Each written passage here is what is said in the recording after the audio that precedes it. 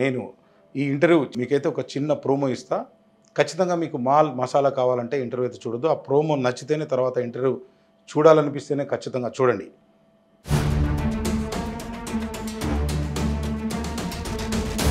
అర్థం కాదంటే న్యాయం కూడా ఫేవర్ కూడా ఇస్తుంటారా? అసలు బీసీ బిల్లు నిజంగా అనివార్యమా లేకపోతే అవసరమా? చట్టం అయితే లేదు. బంధువులను ప్రోత్సహిస్తున్న ఈశ్వరయ్య గారు ఏం చెప్తారు? రాజ్యాంగ ప్రకారం మా హక్కు అండి అది. సార్ మీరు ఆపడానికి మీరు పోయి ఎక్కడ ప్రభుత్వం ఉందో అక్కడ నిరసన తెలపండి. బంద్ అయినా కూడా అంబులెన్స్కి ఎక్సెప్షన్ ఇస్తాము. సో ఇమీడియట్గా ముఖ్యమంత్రిని తీసేసి మీరు ముఖ్యమంత్రి కావాలంటారు అంతేనా? అరే ఎన్నికలని మేము వింటామండి. ముఖ్యమంత్రిని అంటే తీర్పు పెట్టి ఇష్టం వచ్చినట్టు ఇవ్వచ్చు అంటారా? ఇష్టం వచ్చిన రాజ్యాంగానికి వ్యతిరేకంగా న్యాయ సూత్రాలని సీట్లో ఎవరైతే కూర్చుంటారో వాళ్ళ అవగాహన, వాళ్ళ మైండ్, వాళ్ళ ఆలోచన బట్టి ఆ జడ్జిమెంట్ వస్తుంది. కానీ అందరికీ ఇక్కడ ఇప్పుడు ఏం జరుగుతుంది రాష్ట్రంలో? అసలు జనాల్ని పిచ్చోళ్ళు చేస్తుర్రా?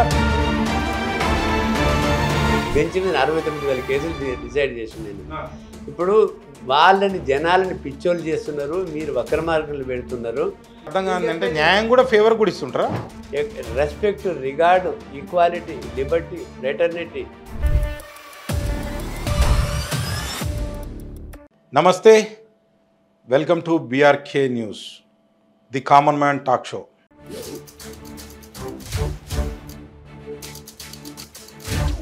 ప్రస్తుతం మనం చూస్తున్నాం అంటే దాదాపుగా ఇది 10 సంవత్సరాల నుంచి నడుస్తున్నటువంటి అంశమే, నలుగుతున్నటువంటి అంశమే నాకు అవగాహన ఉన్నంత వరకు ఒక కామన్ మ్యాన్గా.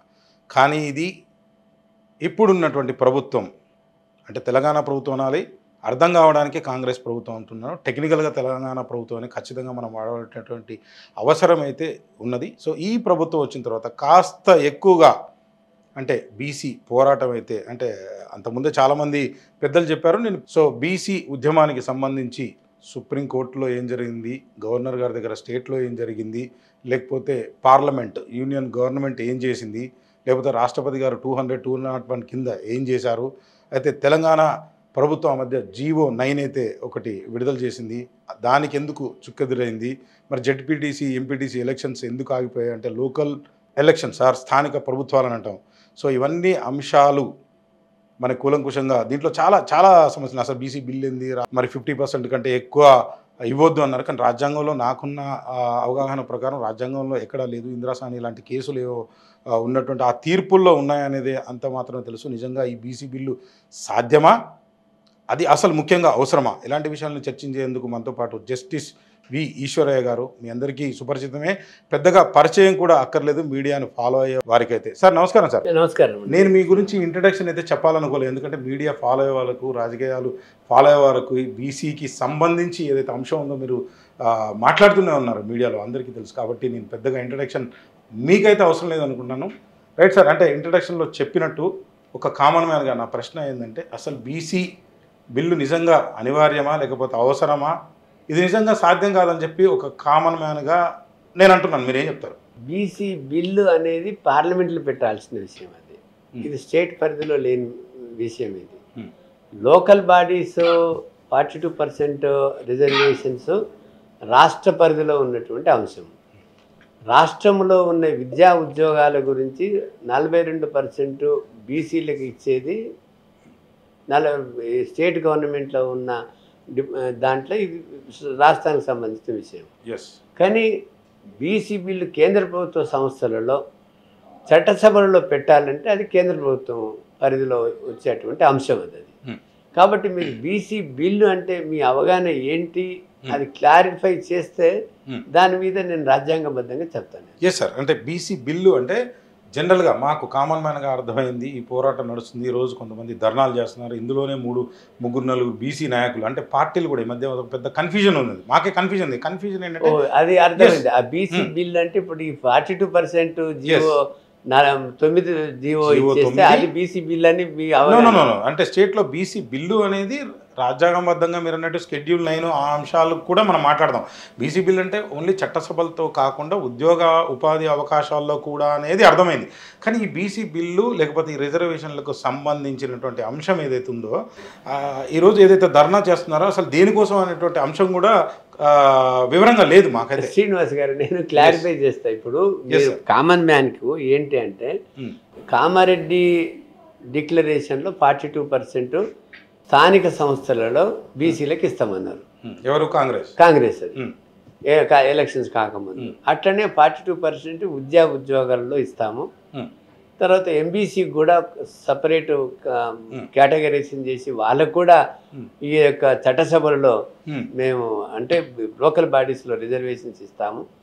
అట్లనే 1,00,000 కోట్లు 5 ఏళ్లల్లో బీసీ సప్లాన్కి ఇచ్చి చేస్తామన్నారు. మండలకు ఒక స్కూల్ కట్టించి కేంద్రీయ విద్యాలయాలాగా సెంట్రల్ లా స్కూల్స్ లాగా ఇస్తామన్నారు. గురుకులాలు పెట్టి ఎన్నో ప్రామిసులు చేసిండు అక్కడ. అందులో ఒక ప్రామిస్ మాత్రమే 42% reservations in local bodies and విద్యా ఉద్యోగాలలో. ఆ విద్యా ఉద్యోగాలలో 42% ఇస్తామన్నారు. కానీ ఎట్లా ఇస్తామనేది వాళ్ళ దగ్గర ఏమాత్రం అవగాహన లేదు, ఐడియా లేదు. అది ఇప్పుడు వీళ్ళు ఎలక్షన్స్ నవంబర్లో జరిగి డిసెంబర్లో డిసెంబర్ 26 డిసెంబర్ 23 ఫామ్ చేసింది గవర్నమెంట్. డిసెంబరు అంటే దాదాపు ఇప్పుడు 22 నెలలు అయిపోయింది. అయినాక కూడా అప్పుడు మనకి ఫిబ్రవరి వరకు అసలు జనగణన చేస్తాము, బీసీ రిజర్వేషన్స్ పెడదాము, ఈ బీసీ బిల్లు ఇక్కడ పెడదాము రిజర్వేషన్స్కి లోకల్ బాడీస్లో విద్యా ఉద్యోగాల్లో అనేది అసలు ఆ విషయమే 3 నెలల వరకు మర్చిపోయింది. 3 నెలలకు ఒక రిజల్యూషన్స్ పాస్ చేసి అసెంబ్లీలో మేము బీసీలకు రిజర్వేషన్స్ ఇవ్వడానికి సిద్ధంగా ఉన్నాము అని ఒక రిజల్యూషన్స్ పాస్ చేసి 6 నెలలు గడిపినారు. అంటే ఫిబ్రవరికి వెళ్ళి మళ్ళా ఆగస్టు వరకు 6 నెలలు నిమ్మకి నీరెత్తినట్టు కూర్చొని అప్పుడు వాళ్ళు ఏం చేసినారంటే ఒక ఓన్లీ పంచాయతీరాజ్ ప్రకారం బీసీలని ఓటర్స్ లిస్ట్ ప్రకారం గుర్తించి ఎంతమంది ఉన్నారో ఆ పర్సెంటేజీ వాళ్ళకి గుర్తించడానికి అప్పుడు ఓన్లీ ఏదైతే ఉందో 22% రిజర్వేషన్స్ ఉందో 23 కేసీఆర్ అమెండ్ చేసి దాని ప్రకారం ఎలక్షన్స్ పోదామని సిద్ధమైతే బీసీ సంఘాలు బీసీ వర్గాలని పెద్ద గగ్గోలు పెడితే అప్పుడు వాళ్ళు మనం బీసీ జనగణన చేస్తామని అక్టోబర్లో జీవో ఇచ్చినారు. కులగణన చేస్తాము ఏమని ఇచ్చినారు? ప్లానింగ్ కమిషన్కి ఈ బాధ్యత చెప్పినారు. అంతకంటే ముందేమో బీసీ కమిషన్ ద్వారా చేస్తామన్నారు. అది మానుకొని ప్లానింగ్ కమిషన్కి ఇచ్చి దానికి ఒక 1 మ్యాన్ కమిషన్ వేసినారు. 1 మ్యాన్ కమిషన్ వేసి బీసీ కులగన్న డాటా రాకముందే డెడికేటెడ్ కమిషన్ వేసి ఏం స్టడీ చేయాలని ఇచ్చిండ్రో ఏమో కానీ డెడికేటెడ్ కమిషన్ ఆయననే బోధ వెంకటేశ్వర 2గా ఇచ్చిండ్రు.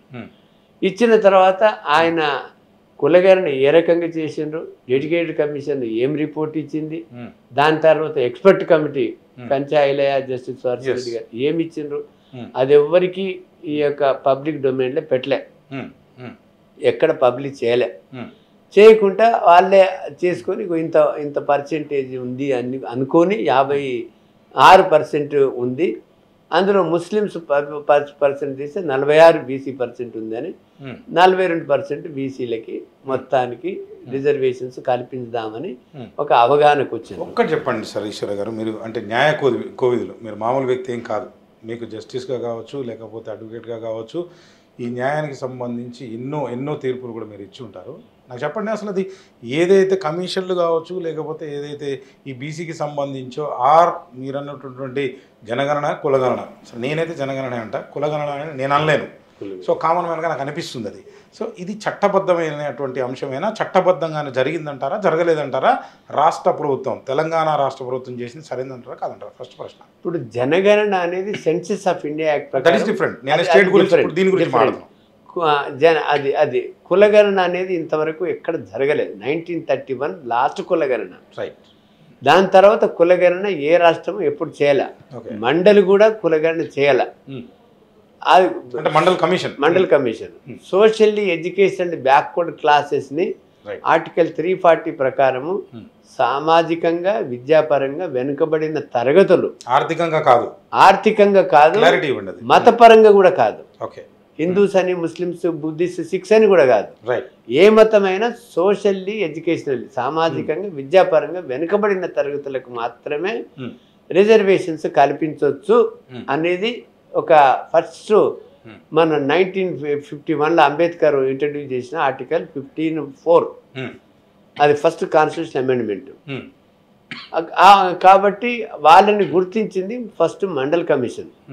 ఎప్పుడు 90లో 80లో మండల్ కమిషన్ రిపోర్ట్ ఇస్తే 90లో విపి సింగ్ గారు ఇంప్లిమెంట్ చేస్తామన్నారు. సెంట్రల్ గవర్నమెంట్కు చిత్తశుద్ధి లేదు, మేము బీసీ కులగారిని చెయ్యము, రిజర్వేషన్స్ ఇచ్చే పాలసీ కాదు అని అన్నప్పుడు అప్పుడు కాంగ్రెస్ గవర్నమెంట్ రాష్ట్రాలకు మీ పరిధిలో మీరు ఎంక్వైరీ చేసుకొని ఇవ్వచ్చు అన్నప్పుడు 62లో ప్రతి ఆయా రాష్ట్రాలు ఒక కమిషన్ చేసుకొని 72కి వెళ్ళి మనకు అనంతరామన్ కమిషన్ ద్వారా 72కి వెళ్ళి విద్యా ఉద్యోగాల్లో మన దగ్గర రిజర్వేషన్స్ ఉన్నాయి. సెంట్రల్ గవర్నమెంట్ ఉద్యోగాలలో మాత్రం 93కి వెళ్ళి వస్తుంది, కానీ విద్యలో మాత్రం 2007కి వెళ్ళి వస్తుంది. విద్యలో లేదు 93కి వెళ్ళి, only 27% reservations only in the employment only, not in the education. అంటే గవర్నమెంట్కి ఎంత చిత్తశుద్ధి లేదు చూడండి. విద్య రాకుంటే ఉద్యోగం ఎట్లా ఇస్తారండి? ఫస్ట్ విద్యలు ఇవ్వాలి కదా రిజర్వేషన్స్. అది 2007లో సరే వాళ్ళు ఇచ్చిండ్రు, అప్పటి నుంచి వస్తున్నాయి అవి. కాబట్టి ఈ విద్యా ఉద్యోగాలలో రిజర్వేషన్స్ ఎందుకు అడుగుతున్నాము? మా దగ్గర డబ్బు లేదు కాబట్టి చదువుకోవడానికి, కూలీ నాలి చేసి బతికే వాళ్ళం కాబట్టి, బీసీలు అన్ని నానా చేతి వృత్తులు చేసుకొని బతికే వాళ్ళు కాబట్టి, దేశాటన భిక్షాటన చేసి బతికే వాళ్ళు కాబట్టి, మాకు కూడా అందరికీ సమానమైన అవకాశాలు కల్పించండి మీరు. విద్య దీని గురించి ఒకసారి సమానమైన అవకాశాల గురించి మరి మీ జస్టిస్ గారితో మాట్లాడే ముందు అయితే అసలు చట్టబద్ధమైందా లేదని నా ప్రశ్న అడిగాను నేను సూటిగా. అంటే తెలంగాణ రాష్ట్ర ప్రభుత్వం ఏదైతే చేసిందో దానికి ఏదైతే మూడు దఫాలుగా చేసింది, ఇది ఆల్మోస్ట్ మీరు చెప్పినట్టు కమిషన్ కావచ్చు, ఇండిపెండెంట్ కావచ్చు, అది కమిటీ కావచ్చు, మీరు ఏ రకంగా అనుకోండి, దానికి కమిషన్ ఒకటి చేయలేదు అన్నారు. చట్టబద్ధత ఉందా లేదా అనేది నా ప్రశ్న. చట్టబద్ధత ఉందా లేదా? ఫస్ట్ చట్టబద్ధత లేదు. ఈ తెలంగాణ గవర్నమెంట్ చేసిన ఏ దానికి చట్టబద్ధత లేదు, ఎక్సెప్ట్ ఏదైతే 2 బిల్లులు పాస్ చేసినారో అది ఈ విద్యా ఉద్యోగాలు ఒక బిల్లు, లోకల్ బాడీస్ ఒక బిల్లు. ఏదైతే సర్వే గురించి మాట్లాడుతున్నాం, సర్వే చట్టబద్ధత లేకపోయినా మేమేం చేస్తున్నామంటే ఏదో ఎగ్జిక్యూటివ్ ఆర్డర్స్ కింద సమర్థించినా కూడా పోనీ ఈ బిల్లులు పాస్ చేయొచ్చు. ఈ బిల్లులు పాస్ చేసిండ్రు స్టేట్ గవర్నమెంట్. ఎందుకంటే మనం మొదట్లే మనం దాని అవరోధాలు కల్పించవద్దు. మేము అవరోధాలు కల్పించినా వినలే. మీరు ఆర్టికల్ 342(a)(3) కింద ఒక చట్టాన్ని చేసి కులగణన చేయమని మేము అడిగినాం. ఓకే, ఎవరు చేయాలి? ఆర్టికల్ 342 కింద స్టేట్ గవర్నమెంట్ 2021లో పార్లమెంట్ అమెండ్ చేసింది రాజ్యాంగాన్ని. ఓకే, ఆర్టికల్ 342(a)(192)నేమో కేంద్ర ప్రభుత్వానికి అధికారాలు ఉన్నాయి. రైట్. 242(a)(3) కిందనేమో 242(a)(3) కింద రాష్ట్ర ప్రభుత్వానికి గవర్నమెంట్ ఒక ఫ్రేమ్వర్క్ ఇచ్చింది, పార్లమెంట్ ఇచ్చింది, ఒక ఫ్రేమ్వర్క్ ఇచ్చింది. మీరు చట్టం చేసుకొని సోషల్లీ ఎడ్యుకేషనల్లీ బ్యాక్వర్డ్ క్లాసెస్ ని ఎంక్వైరీ చేసి గుర్తించి ఆ లిస్ట్ ని మీ యొక్క అన్ని పర్పసెస్ కు వాడుకోవస్తున్నారు. అంటే లోకల్ బాడీస్ కు, ఎడ్యుకేషన్ కు, ఎంప్లాయ్మెంట్ కు, వెల్ఫేర్ కు, అన్ని సంక్షేమ పథకాలకు మీరు వాడుకోవచ్చు అని అన్నది. ఎందుకంటే డేటా ఉంది కాబట్టి. కానీ ఆ రకమైన చట్టం చేయకుండా వీళ్ళు చేసినారు కాబట్టి దానికి కూడా చట్టబద్ధత లేదు, ట్రాన్స్పరెన్సీ లేదు, అకౌంటబిలిటీ లేదు. అందులో అసలు అది అది అది చాలా అంటే లీగల్గా వ్యాలిడ్ కాకపోయినా మేము దానికి ఇప్పుడు మేము అప్పుడు విమర్శించినాం. కానీ ఇప్పుడు ఏదో ఒక నువ్వు బిల్లులు పాస్ చేసినావు కదా, ఆ బిల్లులు పార్లమెంట్ ఆమోదం పొంది రాష్ట్రపతి ఆమోదం పొందడానికి నువ్వు ఏ రకమైన ఆల్ పార్టీస్ మీటింగ్ పెట్టుకొని ఆల్ పార్టీస్ డెలిగేషన్ ప్రధానమంత్రి దగ్గరికి తీసుకెళ్ళి, లేకపోతే మొత్తం లోక్సభలో లేవనెత్తి, లోక్సభ రాజ్యసభలో. ఐశ్వర్య సార్, మీరు అంటే దీనికి సంబంధించి మాట్లాడే ముందు అంటే లీగల్ అంశాలు మీకు బాగా తెలుసుంటాయి, అవబోధన పట్టుంటారు, లేకుంటే మీరు ఈ స్థాయికి రారు. సో మీరు ఏదైతే చెప్తున్నారో ఆ ఫ్రేమ్వర్క్, సో యూనియన్ గవర్నమెంట్కి అంటే కేంద్రానికి, అంటే కేంద్రం అనే పదం రాజ్యాంగంలో లేదు, నాకు ఐడియా ఉన్నంత వరకు మనం యూనియన్ గవర్నమెంట్ అంటాం. సో యూనియన్ గవర్నమెంట్కి ఉన్న అధికారం అది మీరు చెప్పారు, స్టేట్ గవర్నమెంట్కి ఉన్న అధికారం ఆర్టికల్ యాక్ట్ దాని ప్రకారం మీరేదైతే చెప్తున్నారో సో దాని ప్రకారం చేస్తే ఈ బిల్ పాస్ అయిపోద్ది అంటారా? సో స్టేట్లో మనం ఎలక్షన్స్ లోకల్ బాడీస్ జరుపుకోవచ్చు, అదేవిధంగా మీరు చెప్తున్న విద్యా ఉపాధి అవకాశాలు ఇచ్చుకోవచ్చు అంటారా? ఏం చెప్తారు అసలు మీరు? చిన్న క్లారిటీ నాకు సార్. అది ఇప్పుడు ఇది అలా చేయలేదు అన్నారు కాబట్టి అది చేసి ఉంటే జరుగుద్ది అనేది లేదు. అది చేసి ఎందుకు అడుగుతాను నెక్స్ట్ చెప్తాను. లేదు, అది చేసున్నా కూడా వీళ్ళు ఏదైతే 2 బిల్లులు పాస్ చేసినారో ఆ బిల్లులు కేంద్ర ప్రభుత్వం యూనియన్ క్యాబినెట్ అప్రూవ్ చేసి ఉభయ సభలలో పెట్టి అక్కడ ఆమోదింపజేసి రాష్ట్రపతిని మీరు ఆమోద ముద్రానికి పంపినట్లయితే ఆవిడ రాష్ట్రపతి ఆమోదం మళ్ళీ 201కి వెళ్ళాలి. లేదు, అక్కర్లేదు. ఆర్టికల్ 31C కింద వీళ్ళు చట్టం చేసిండ్రు, వీళ్ళు బిల్లులు పాస్ చేసిండ్రు. గవర్నరు అసెంట్ ఇచ్చిండు, క్లియర్ చేసిండు, కేంద్ర ప్రభుత్వానికి పంపిండ్రు. కేంద్ర ప్రభుత్వం పరిధిలో ఉంది, వాళ్ళ క్వశ్చన్స్ కొన్ని అడిగినారు, వీళ్ళు ఆన్సర్స్ కూడా చెప్పినారు. కాబట్టి ఇప్పుడు యూనియన్ క్యాబినెట్ దగ్గర ప్రెషర్ చేసి ప్రధానమంత్రిని ప్రెషర్ చేసి ఆ ప్రాసెస్ కంప్లీట్ చేయడానికి మన ముఖ్యమంత్రి ఏ రకమైన చిత్తశుద్ధి చూపి. నాకు ఒక్కటి చెప్పండి సార్, అంటే కామన్ మ్యాన్ ఇందాక నుంచి పదే అడుగుతున్నాను, అనుకోవద్దు. ఇది క్లారిటీ ఖచ్చితంగా నాలాంటి వాళ్ళకు, ఎంతమంది ప్రజలకు అర్థం కాని వాళ్ళకు అవసరం ఉంది. ఏమంటున్నా అంటే అసలు తప్పు అనేది మీరు చెప్పినటువంటి ఏదైతే యాక్ట్ ఉందో, ఏదైతే ఆర్టికల్ ఉందో దాని ప్రకారం చేయొచ్చు అంటే చేసినా కానీ అక్కడ పోవాలన్నారు. చేసినా కానీ అక్కడ పోవాలంటే అసలు వీళ్ళ తప్పిదం ఉందా, లేకపోతే సెంట్రల్ గవర్నమెంట్కి అది ఇష్టం లేదా, చేయాలని చేయట్లేదా, నిజానికి ఇది చట్టబద్ధత ఉందా? ఎందుకు అడుగుతున్నానంటే ఈ ప్రశ్న చాలా సందర్భాల్లో చాలాసార్లు చాలా చర్చలు, కొన్ని వందల చర్చలు మీరు చేసుంటారు, చాలా పెద్దవాళ్లతో కూడా మీరు చర్చలు జరుపుంటారు, న్యాయకోవిలతో కూడా మాట్లాడుంటారు, రాష్ట్ర ప్రభుత్వం దగ్గర కూడా సలహాదారులు ఇచ్చేవాళ్ళు మీలాంటి వారే ఉంటారు, ఐఏఎస్లు ఉంటారు, బ్యూరోక్రాట్లు ఉంటారు, వాళ్ళందరికీ కూడా తెలుసు. అండ్ రాష్ట్ర ప్రభుత్వంలో ముఖ్యమంత్రికి ఇవన్నీ ఏం తెలియకుండా ఉన్నదని మీరు అంటారా? అసలు ఏం చెప్తారు దీనిపైన? శ్రీనివాస్ గారు, మనం క్లారిటీకి డివేట్ కావద్దు. మనకి అంటే కన్ఫ్యూజన్ లో ఉన్నాం సార్ మేము, కామన్ మ్యాన్ చెప్తాను, కన్ఫ్యూజన్ లో ఉన్నాం. అసలు రోజు ఉద్యమం రోజు నడుస్తా ఉంది, 2 సంవత్సరాల నుంచి 3 సంవత్సరాల నుంచి నడుస్తూనే ఉంది. బీసీలకు అన్యాయం జరిగింది, బీసీలకు అన్యాయం జరిగింది, ఏ అన్యాయం జరిగింది? కన్ఫ్యూజన్. ఒక ఆయన వస్తాడు ఎంబీసీకి ఏం లేదా అంటాడు, ఒక ఆయన వస్తాడు ఈ ముస్లింలు ఇందులో ఎందుకు కలిపారంటారు, ఈ బీజేపీలు కాబట్టి ఇట్లా కలిపారు అంటారు. అసలు ఈ రకంగా అంత కన్ఫ్యూజన్ గురవుతున్నాం. చెప్తా శ్రీనివాస్, చిన్న క్వశ్చన్స్ అడుగు, మీరు చెప్పండి దీని గురించి. ఇప్పుడు మనకు రాజ్యాంగం ఉంది, కరెక్ట్. మనకు లోకల్ బాడీస్లలో రిజర్వేషన్స్ ఎప్పుడు వచ్చినాయి? 92 అమెండ్మెంట్, కాన్స్టిట్యూషన్ అమెండ్మెంట్ తర్వాత వచ్చినాయి. 94 పంచాయతీరాజ్ యాక్ట్లో 33%, మనకు 34% రిజర్వేషన్స్ ఉంటాయి. అది రాజ్యాంగం అమెండ్ కాయింది కాబట్టి మనం పంచాయతీరాజ్ అమెండ్ చేసుకొని 94కి వెళ్ళి 2017 వరకు మనం అనుభవించినాం, 34% అనుభవించాం. 2017లో ఈయన కేసీఆర్ 34% పెట్టకపోతే అది స్టే ఇచ్చింది. ఎందుకంటే కృష్ణమూర్తి వర్సెస్ యూనియన్ ఆఫ్ ఇండియాలో 50% లోకల్ బాడీస్లో కూడా దాటకూడదు అన్నాడు. ఓన్లీ ఎక్సెప్ట్ ట్రైబల్ ఏరియాస్లో తప్ప మిగతా దాంట్లో ఏం ఎక్సెప్షన్ లేదు అని అన్నాడు. అంతకన్నా ప్రకారం 1992 ఇందిరాసాని దాని ప్రకారం 1992లో ఇందిరాసాని వర్సెస్ యూనియన్ ఆఫ్ ఇండియాలో అది only reservations in the education వరకే, అది గవర్నమెంట్ ఆఫ్ ఇండియా విద్యా ఉపాధి వరకే వచ్చి, విద్య కూడా లేదంట, ఓన్లీ రిజర్వేషన్స్ ఉంది. Reservations for the BCs, 27% reservations in the central government employment, అంతవరకే. అది విద్యలో ఇవ్వలేదు అప్పటికి కూడా. అది సుప్రీంకోర్టులో మండల్ వర్సెస్ కమండల్ ఉద్యమం అయినాక సుప్రీంకోర్టులో పడి 92లో సుప్రీంకోర్టు తీర్పు చెప్పింది. ఏమని చెప్పింది? ఈ ఉద్యోగాలలో కూడా బ్యాక్వర్డ్ క్లాసెస్కి 27%, బీసీస్కి, ఎస్సీస్, ఎస్టీస్కి వాళ్ళకు జనాభా ప్రాతిపదిక మీదుగా 50% దాటకూడదు. Except in exceptional cases tribal ఏరియాస్లలో, ఫార్ ఫ్లంగ్ ఏరియాస్లలో, పెద్ద మౌంటైన్స్ మీద వాళ్ళ ప్రత్యేక జీవన శైలిని బట్టి ఇవ్వచ్చు అని అన్నది, కొంచెం సడలించవచ్చు అన్నది, ప్రత్యేక పరిస్థితులలో. ఆ judgement 50% limit, upper ceiling limit ఉందో అది లోకల్ బాడీస్లలో కూడా వర్తిస్తుంది అని 2010లో కృష్ణమూర్తి వర్సెస్ యూనియన్ ఆఫ్ ఇండియాలో చెప్పింది. 5 ధర్మాసనాలు, 5 న్యాయమూర్తులది. ఆ 2 జడ్జిమెంట్లు మొత్తం భారతదేశంలో ఉన్నటువంటి ప్రభుత్వాలపైన, కోర్టులపైన శిరోధార్యం. అది వాటికి అధిగమించి చట్టాలు చేయలేవు. ఇంకే ఏ కోర్టు కూడా తీర్పు చెప్పలేదు. అంటే ఇప్పుడు తమిళనాడు కావచ్చు, కర్ణాటక కావచ్చు, ప్రతి ఒక్కళ్ళు తమిళనాడు ఎక్సెప్షన్ అండి. తమిళనాడు ఎందుకంటే తమిళనాడు రాష్ట్రం వచ్చే వరకల్లా 9th షెడ్యూల్లో కలుపుకున్నారు వాళ్ళు. 9th షెడ్యూల్లో కలిపితే ఏ జడ్జిమెంట్స్ ఉన్నా అది ఓవర్ రూల్ చేసి ఓవర్కమ్ చేసి మనం రాజ్యాంగం ప్రకారం జడ్జిమెంట్లని అధిగమించి మనం చట్టం చేసుకోవచ్చు.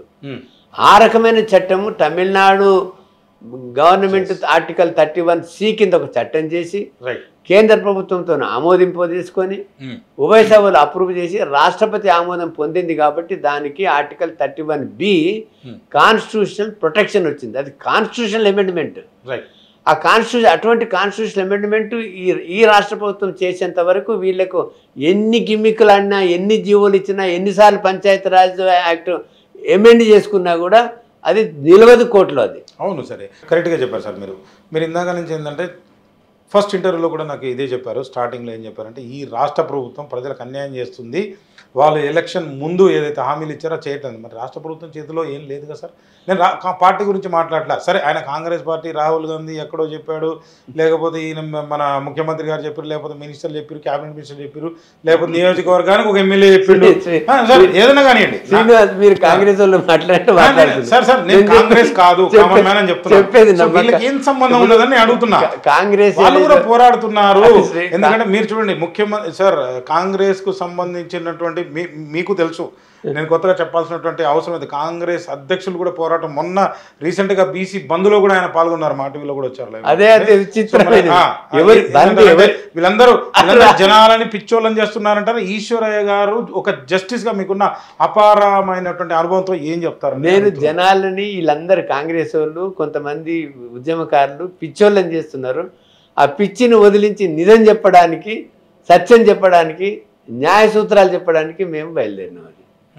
కాబట్టి వాళ్ళు పిచ్చి, మీరు అన్నట్లు కరెక్ట్. ఇప్పుడు సార్ చేస్తున్నారా అని అంటున్నాను. మీరు చెప్పాలా, మీరు చేస్తున్నారా నేను చేస్తున్నారు అని చెప్తున్నాను. నేనేమంటున్నా, వారు పోరాటం చేస్తున్నారు కదా, మీరు ఎందుకు అంటున్నారు? పోరాటం ఎవరి మీద అండి? హైకోర్టు మీద. నా పోరాటం దేని మీద చేయాలంటారు? 9th షెడ్యూల్లో కలపడానికి పోరాటం చేయాలి. 9th షెడ్యూల్లో కలపడానికి 2 బిల్లులు పాస్ అయినాయి కదా ఉభయ సభల్లో.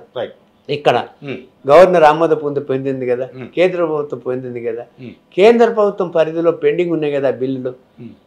ఏం చేయాలి? కేంద్ర ప్రభుత్వం యూనియన్ క్యాబినెట్ అప్రూవ్ చేసి ఉభయ సభల్లో పెట్టి అవి ఓకే అనిపించుకొని రాష్ట్రపతికి పంపాలంటే తమిళనాడు గవర్నమెంట్ ఏం చేసింది? 4 సార్లు ఆల్ పార్టీ మీటింగ్స్ పెట్టుకొని రిజల్యూషన్స్ పాస్ చేసుకొని కేంద్ర ప్రభుత్వం మీద ఒత్తిడి తెచ్చి ముఖ్యమంత్రి బ్రాహ్మణం అయినా కూడా, ప్రధానమంత్రి బ్రాహ్మణ అయినా కూడా, రాష్ట్రపతి బ్రాహ్మణ అయినా కూడా మెడలు ఉంచి వాళ్ళు సాధించుకున్నారు. వాళ్ళు బంద్ అంటే మొత్తం చీమ కూడా రోడ్డు మీద జొర్రలేదు, సైకిల్ కూడా నడవలేదు. అటువంటి బంద్ చేసి మొత్తం దిగ్బంధించి చేసుకున్నారు వాళ్ళది. ఆ రకమైన ప్రయత్నం ఇక్కడ ఏమైందండి? కాంగ్రెస్ బీజేపీని తప్పుపట్టడం, బీఆర్ఎస్ ఒక్కొక్కరిని తప్పుపట్టడం, 3 పార్టీలకు చిత్తశుద్ధి లేకుండా కొట్లాడడం అనేది ప్రజలని మభ్యపెట్టి తప్పుదోవ పట్టించడానికి, ఎవరి పబ్బం వాళ్ళు గడపడానికి. బంధువులను ప్రోత్సహిస్తున్న ఈశ్వరయ్య గారు ఏం చెప్తారు? బంధువులను ప్రోత్సహిస్తున్న ఈశ్వరయ్య గారు అని అంటున్నారు. రాజ్యాంగం ప్రకారం మా హక్కు అండి అది. నిరసన మా హక్కు కాదు, అందరూ హక్కు. నిరసన తెలపడం ఓకే, బంధువులు, రాస్తారోకులు ఇవన్నీ కరెక్ట్ అంటే ఇప్పుడు మనకి ధర్నా చేయడం వేరు, ధర్నా చౌక్లో చేయడం వేరు. ధర్నా చౌక్లో చేయడం వేరు. రాజ్యాంగ ప్రకారంగా అహింసాయుతంగా నల్ల బ్యాడ్జీ ధరించి సాహనికు నిరాకరణ ఎట్లయితే మనం స్వాతంత్రంలో పోరాటం ఎట్లా పోరాడినామో, ఇప్పుడు స్వాతంత్రం వచ్చిన అప్పుడు స్వాతంత్రం రాకుండా మనకి హక్కులు లేవు, ఫండమెంటల్ రైట్స్ లేవు. Right to freedom of speech, తర్వాత ఫ్రీడమ్ ఆఫ్ అసోసియేషన్, ఇవన్నీ అసోసియేషన్లు కలుపుకొని ఇప్పుడు ఇంత హక్కులు లేవు మనకు. ప్రాథమిక ఇట్స్ మై ఫండమెంటల్ రైట్. అది ఫండమెంటల్ రైట్ని ప్రజల ఆస్తిని ధ్వంసం చేయకుండా, కేంద్ర రాష్ట్ర ప్రభుత్వాల ఆస్తులను ధ్వంసం చేయకుండా, శాంతియుతంగా రైల్వే లైన్ల మీద పండుకోవచ్చు, రోడ్ల మీద పండుకోవచ్చు, మొత్తం దిగ్బంధించవచ్చు మన నిరసన తెలపడానికి. కానీ మేము గవర్నమెంట్ ప్రాపర్టీని ఏ రకమైన ధ్వంసం లేకుండా శాంతియుతంగా చేస్తాం మేము బంద్ మాకు హక్కు అది. Exactly sir. నేనేం చెప్తున్నా అంటే నేను అర్జెంటుగా హాస్పిటల్ పోవాలా, మీరు ఇప్పుడు ఈ ట్రాఫిక్లో జామ్ అయింది, ఎటు పోలేని పరిస్థితుల్లో మీకు సంబంధించి ఈ పోరాటం కోసం మీ నాయకులు కొద్దిసేపు మీ జస్టిస్ పక్కన పెడితే దీనికోసం పోరాడుతున్నారు కాబట్టి ఖచ్చితంగా ఇప్పుడు నేను బీసీజేఏసీ నాయకులైనా మాట్లాడతాను నేను మిమ్మల్ని. ఇది తప్పని నేను చెప్తాను, నాకు నచ్చదు సార్. నన్ను ఎవరు సార్ మీరు ఆపడానికి? మీరు పోయి ఎక్కడ ప్రభుత్వం ఉందో అక్కడ నిరసన తెలపండి. ఎక్కడ చట్టసభల్లో పోరాడతారో ఆ ఎంపీల దగ్గరికి వెళ్ళండి, ఆ ఎమ్మెల్యేల దగ్గరికి వెళ్ళండి, వాళ్ళ ఇంటి ముందు నిరసన తెలపండి అంటున్నాను. మేము అదే చెప్తున్నాం. ఇప్పుడు ఈ బంద్ అయినా కూడా అంబులెన్స్ కి ఎక్సెప్షన్ ఇస్తాము. అంబులెన్స్ చెప్పండి. హైదరాబాద్ లో సాధ్యమైన నేను చెప్పేది మిగతాది మీరు సరిగ్గా క్వశ్చన్స్ అడిగినారు. ఇది సాధ్యం చేసుకోవడానికి అన్ని పార్టీలు ఆల్ పార్టీ మీటింగ్ పెట్టుకొని కేంద్రం ఊళ్ళకి వెళ్ళి ప్రధానమంత్రి గారిని కలిసి వాళ్ళని విన్నపించుకొని రాష్ట్రాన్ని మేము నడపలేము, కేంద్ర రాష్ట్ర సంస్థలు రాష్ట్రంలో పనిచేయవిగా మొత్తం బంద్ అయిపోతాయి ఇవన్నీ, కాబట్టి మీకు వచ్చే జిఎస్టీలు గీసీలు కొన్ని వేల కోట్లు లక్షల కోట్లు మీకు నష్టమవుతారు, రాష్ట్ర ప్రభుత్వం నడవది, కాబట్టి మా ప్రజల మనోభావాన్ని మన్నించి ఇది 9th షెడ్యూల్ పెట్టాలని మన ప్రధానమంత్రిని వేడుకొని పార్లమెంట్లో 235 ఇండియా గఠబంధన్కు ఎంపీస్ ఉన్నారు, కాంగ్రెస్కి ఒకదానికే 100 పైచీలకు ఉన్నారు. వీళ్ళందరూ పార్లమెంట్లు మొత్తం దద్దరింపలు చేసి అప్పుడు ఉభయ సభలను ఆమోదించుకొని రాష్ట్రపతి ఆమోదం పొందడానికి ప్రయత్నం చేయాలి. ఎవరు ఇక్కడ ఉన్న 3 పార్టీలు కానీ బీసీ సంఘాలు కానీ అది మాట్లాడుకుంటా 9th షెడ్యూల్ మాట్లాడుకుంటా 9th జీవో గురించి కొట్లాడము, కోట్లని తప్పు పట్టడము, మాయాసంటులను తప్పు పట్టడము, ఎంత ప్రజల్ని వక్ర మార్గంలో పట్టించడం. దీనికి సంబంధించి మీరు మంచి గుర్తు చేశారు సార్. జీవో నెంబర్ 9 అంటే రీసెంట్గానే దీనిపైన కూడా మళ్ళీ ఇలాంటి బీసీ సంఘాలే కృష్ణయ్య గారు అండ్ కొంతమంది ఎవరైతే ఉన్నారో ఈ మధ్య బంద్కి అయితే పిలిపించారు, వాళ్ళు కూడా చాలామంది ఉన్నారు దాంట్లో. జాజులు చాలామంది ఏదో టీం ఉంది, సరే ఆ పేర్లు ఇప్పుడు అప్రస్తుతం. సో మొత్తం మీద అయితే అది కూడా బీసీ సంఘమే. సో నేనేమంటున్నానంటే ఈ జీవో నెంబర్ 9కి సంబంధించి మాధవరెడ్డి గారు అని చెప్పి ఒక పిల్లు వేయడం జరిగింది. సరే మీరు పిల్లు అంటారా, పిటిషన్ అంటారా, కంప్లైంట్ అంటారా, ఏమనండి, మొత్తం మీద ఇది 50% కంటే ఎక్కువ మించొద్దు అని పిల్లు వేస్తే ఆ పిల్లు వల్ల ఏదో ఆగిపోయింది రాష్ట్ర ప్రభుత్వం. అసలు జీవో నెంబర్ 9 అనే దానికి కూడా చట్టబద్ధత ఉందా లేదా ఒక జస్టిస్గా చెప్తారు. నేను రామచంద్ర నేను ఎంత క్లియర్గా చెప్పిన 50% దాటేటువంటి ఏ చట్టం చేసినా చెల్లది. షెడ్యూల్ 9 కాకుండా మనకు బీహార్ రాష్ట్రంలో ఒక చట్టం చేసింది, కులగరణ చేసి పబ్లిష్ చేసి నోటిఫై చేసి ఒక సమగ్రమైన చట్టాన్ని చేస్తేనే దాన్ని 55 ఇది రాజ్యాంగ సూత్రాల జడ్జిమెంట్స్కి వ్యతిరేకం ఉందని స్టే ఇచ్చింది. సుప్రీంకోర్టులో కూడా అది కొట్టేసిండ్రు, యాక్ట్ కొట్టేసిండ్రు, సుప్రీంకోర్టు స్టే ఇవ్వాల. నేను కూడా వేసాను బీహార్ ఆ జడ్జిమెంట్ మీద. అది తర్వాత ఈడబ్ల్యూఎస్ కేసు వేశాను నేను. అది అవన్నీ తర్వాత చెప్పదాము.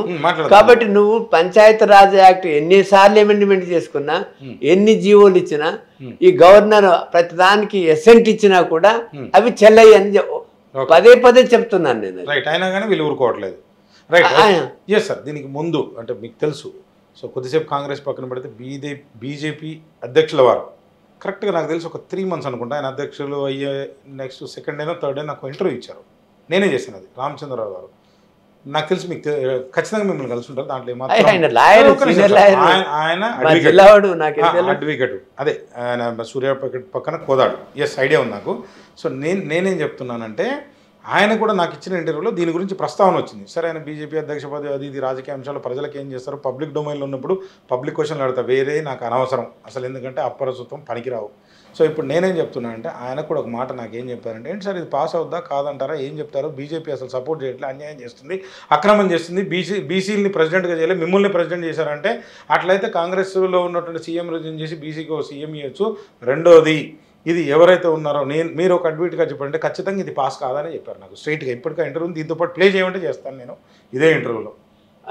అంటే ఆయనకు అవగాహన లేదా, ఆయన లాయర్ కాదా, అడ్వకేట్ కాదా, లేకపోతే ఒక బీజేపీ అధ్యక్షులుగా మాట్లాడారా, ఏం మాట్లాడని ఈశ్వరయ్య గారు ఏం చెప్తారు చెప్పండి. ఆయన హైకోర్టులో డిజిగ్నేటెడ్ సీనియర్ అడ్వకేట్, నేను ఒక న్యాయమూర్తి, ప్రధాన న్యాయమూర్తి. నేషనల్ దానికన్నా ముందు మీరైతే అడ్వకేట్ 22 సంవత్సరాలు national proactive very active practitioner ఉంది. 69,000 దాదాపు ఎన్ని కేసు 1,000 లక్షల కోట్లు. అందుకే అడిగా ఈ ప్రశ్న. తర్వాత ఇప్పుడు సరే ఆయన ప్రాక్టీస్ చేసినాడు, సీనియర్ అడ్వకేట్ కూడా బిరుదు ఇచ్చినాం, నేను కమిటీలో ఉన్నప్పుడు ఇచ్చినాం ఆయనకు కూడా అది. తర్వాత నేను national commission backward classes chairman union cabinet minister హోదాలో.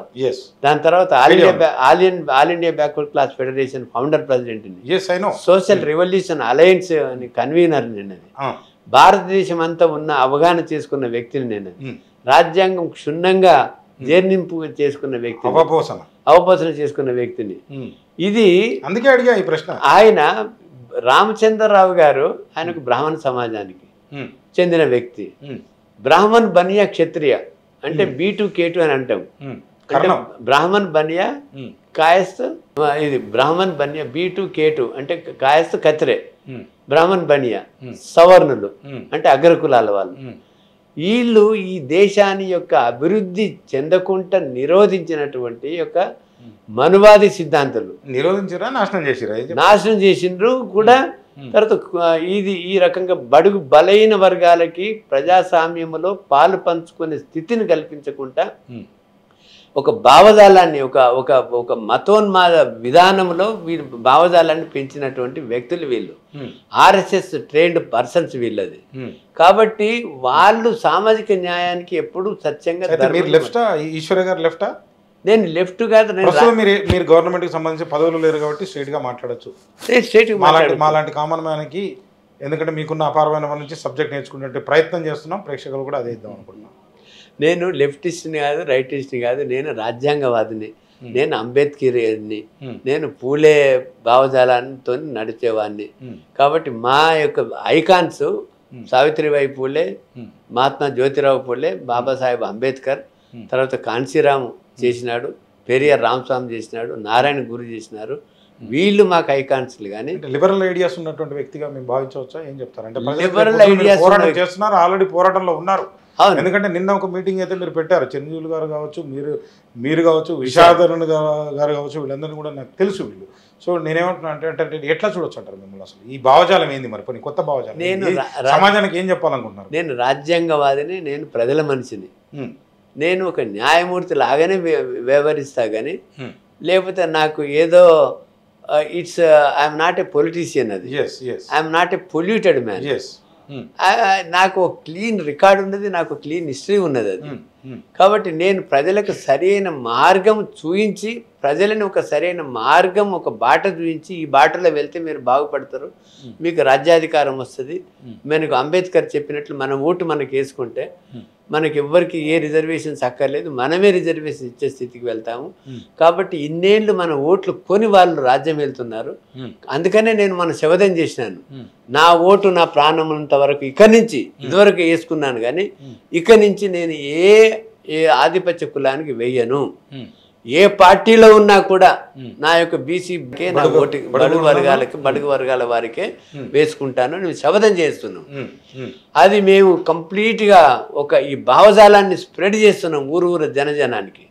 కాబట్టి వాళ్ళు ఇప్పటి నుంచి ఎవరు మభ్యపెట్టినా, ఎవరు లూర్స్ చేసినా, ఎవరు టెంప్టేషన్ చేసినా, ఏమిచ్చినా, రోజు మాంసం తినిపించినా, బీరు దాపించినా, బిర్యానీ తినిపించినా తింటారు. కానీ ఓట్లు మాత్రం వాళ్ళకి వేయరు ఇప్పటి నుంచి, మా ఉద్యమం తర్వాత. అంటే ఈశ్వరయ్య గారు ఒక జస్టిస్ అయి ఉండి, నిజంగా చెప్పాలంటే మీరు చదివిన పుస్తకంలో పావు కథగా ఒక ఏమంటారు, ఇక నాకు అర్థం కాల 1% పుస్తకాలు కూడా నేను చదవలే. మీరు చదివినటువంటి పుస్తకాలు నాకు అర్థం కానిది ఏంటంటే, ఎలక్షన్ కమిషను ఇంత వ్యవస్థ ఇంత ఉండంగా కూడా ఓట్లకి డబ్బులు ఇస్తున్నారా లేదా డబ్బులు తీసుకుంటున్నారా? ఏదైనా అనొచ్చు కదా. సో నిజంగా చెప్పండి, అంటే డబ్బులు తీసుకునే ఇప్పటిదాకా కూడా మన రాజ్యాంగ వ్యవస్థలన్నీ కూడా ఇట్లా పనిచేస్తూ ఉన్నాయంటారా? జనాలు ఓట్లు అట్లా వేస్తాం, జనాలు తప్పంటారా లేకపోతే నాయకులు తప్పంటారా? ఏం చెప్తారు మీరు అసలు? ఇప్పుడు ఎవడబ్బా సొమ్మండి, వాళ్ళు ఎక్కడికి వెళ్ళి సంపాదించారు? ఇప్పుడు ముఖ్యంగా అది కాదు, అంటే తీసుకుంటున్నారు ఇస్తున్నారు అనే విషయం మీకు కూడా తెలుసు. ఇప్పుడు నా క్వశ్చన్ ఏంటంటే తీసుకుంటున్నారు ఓపెన్ స్టేట్మెంట్ ఇవ్వండి. శ్రీనివాస్ ఓపెన్ స్టేట్మెంట్ ఇస్తా. వాళ్ళకు ఏదైతే మా డబ్బు మమ్మల్ని పీడించి ఏదైతే సంపాదించుకున్నారో ఆ డబ్బు మళ్ళీ వీళ్ళకి ఇస్తున్నారు. ఇచ్చినంత మాత్రాన వాళ్ళు ఓటు వేస్తే పాపం తగ్గుతుంది మీకు. అంటే ఎలక్షన్ కమిషన్ ఏదైతే పెట్టుద్దో, సపోజ్ ఇప్పుడు బాబు ఈ నియోజకవర్గానికి మీరు సంబంధించి మీరు ఎమ్మెల్యేనా ఎంపీనా ఒక 25 లక్షలు ఎగ్జాంపుల్ చెప్తున్నాను.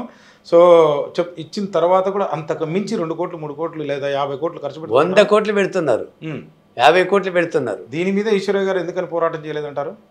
ఇప్పుడు ప్రజల్ని చైతన్యం చేస్తే డబ్బుల ప్రమేయం లేకుండా రాజకీయ అధికారాన్ని చేపక్కించుకునే స్థితికి వెదగాలనేది మా పోరాటం. సూపర్ సార్, మీరు బాగా చెప్పారు. దీనికి సంబంధించి ఒక కామన్గా నాది ఇంకో ప్రశ్న ఉంది.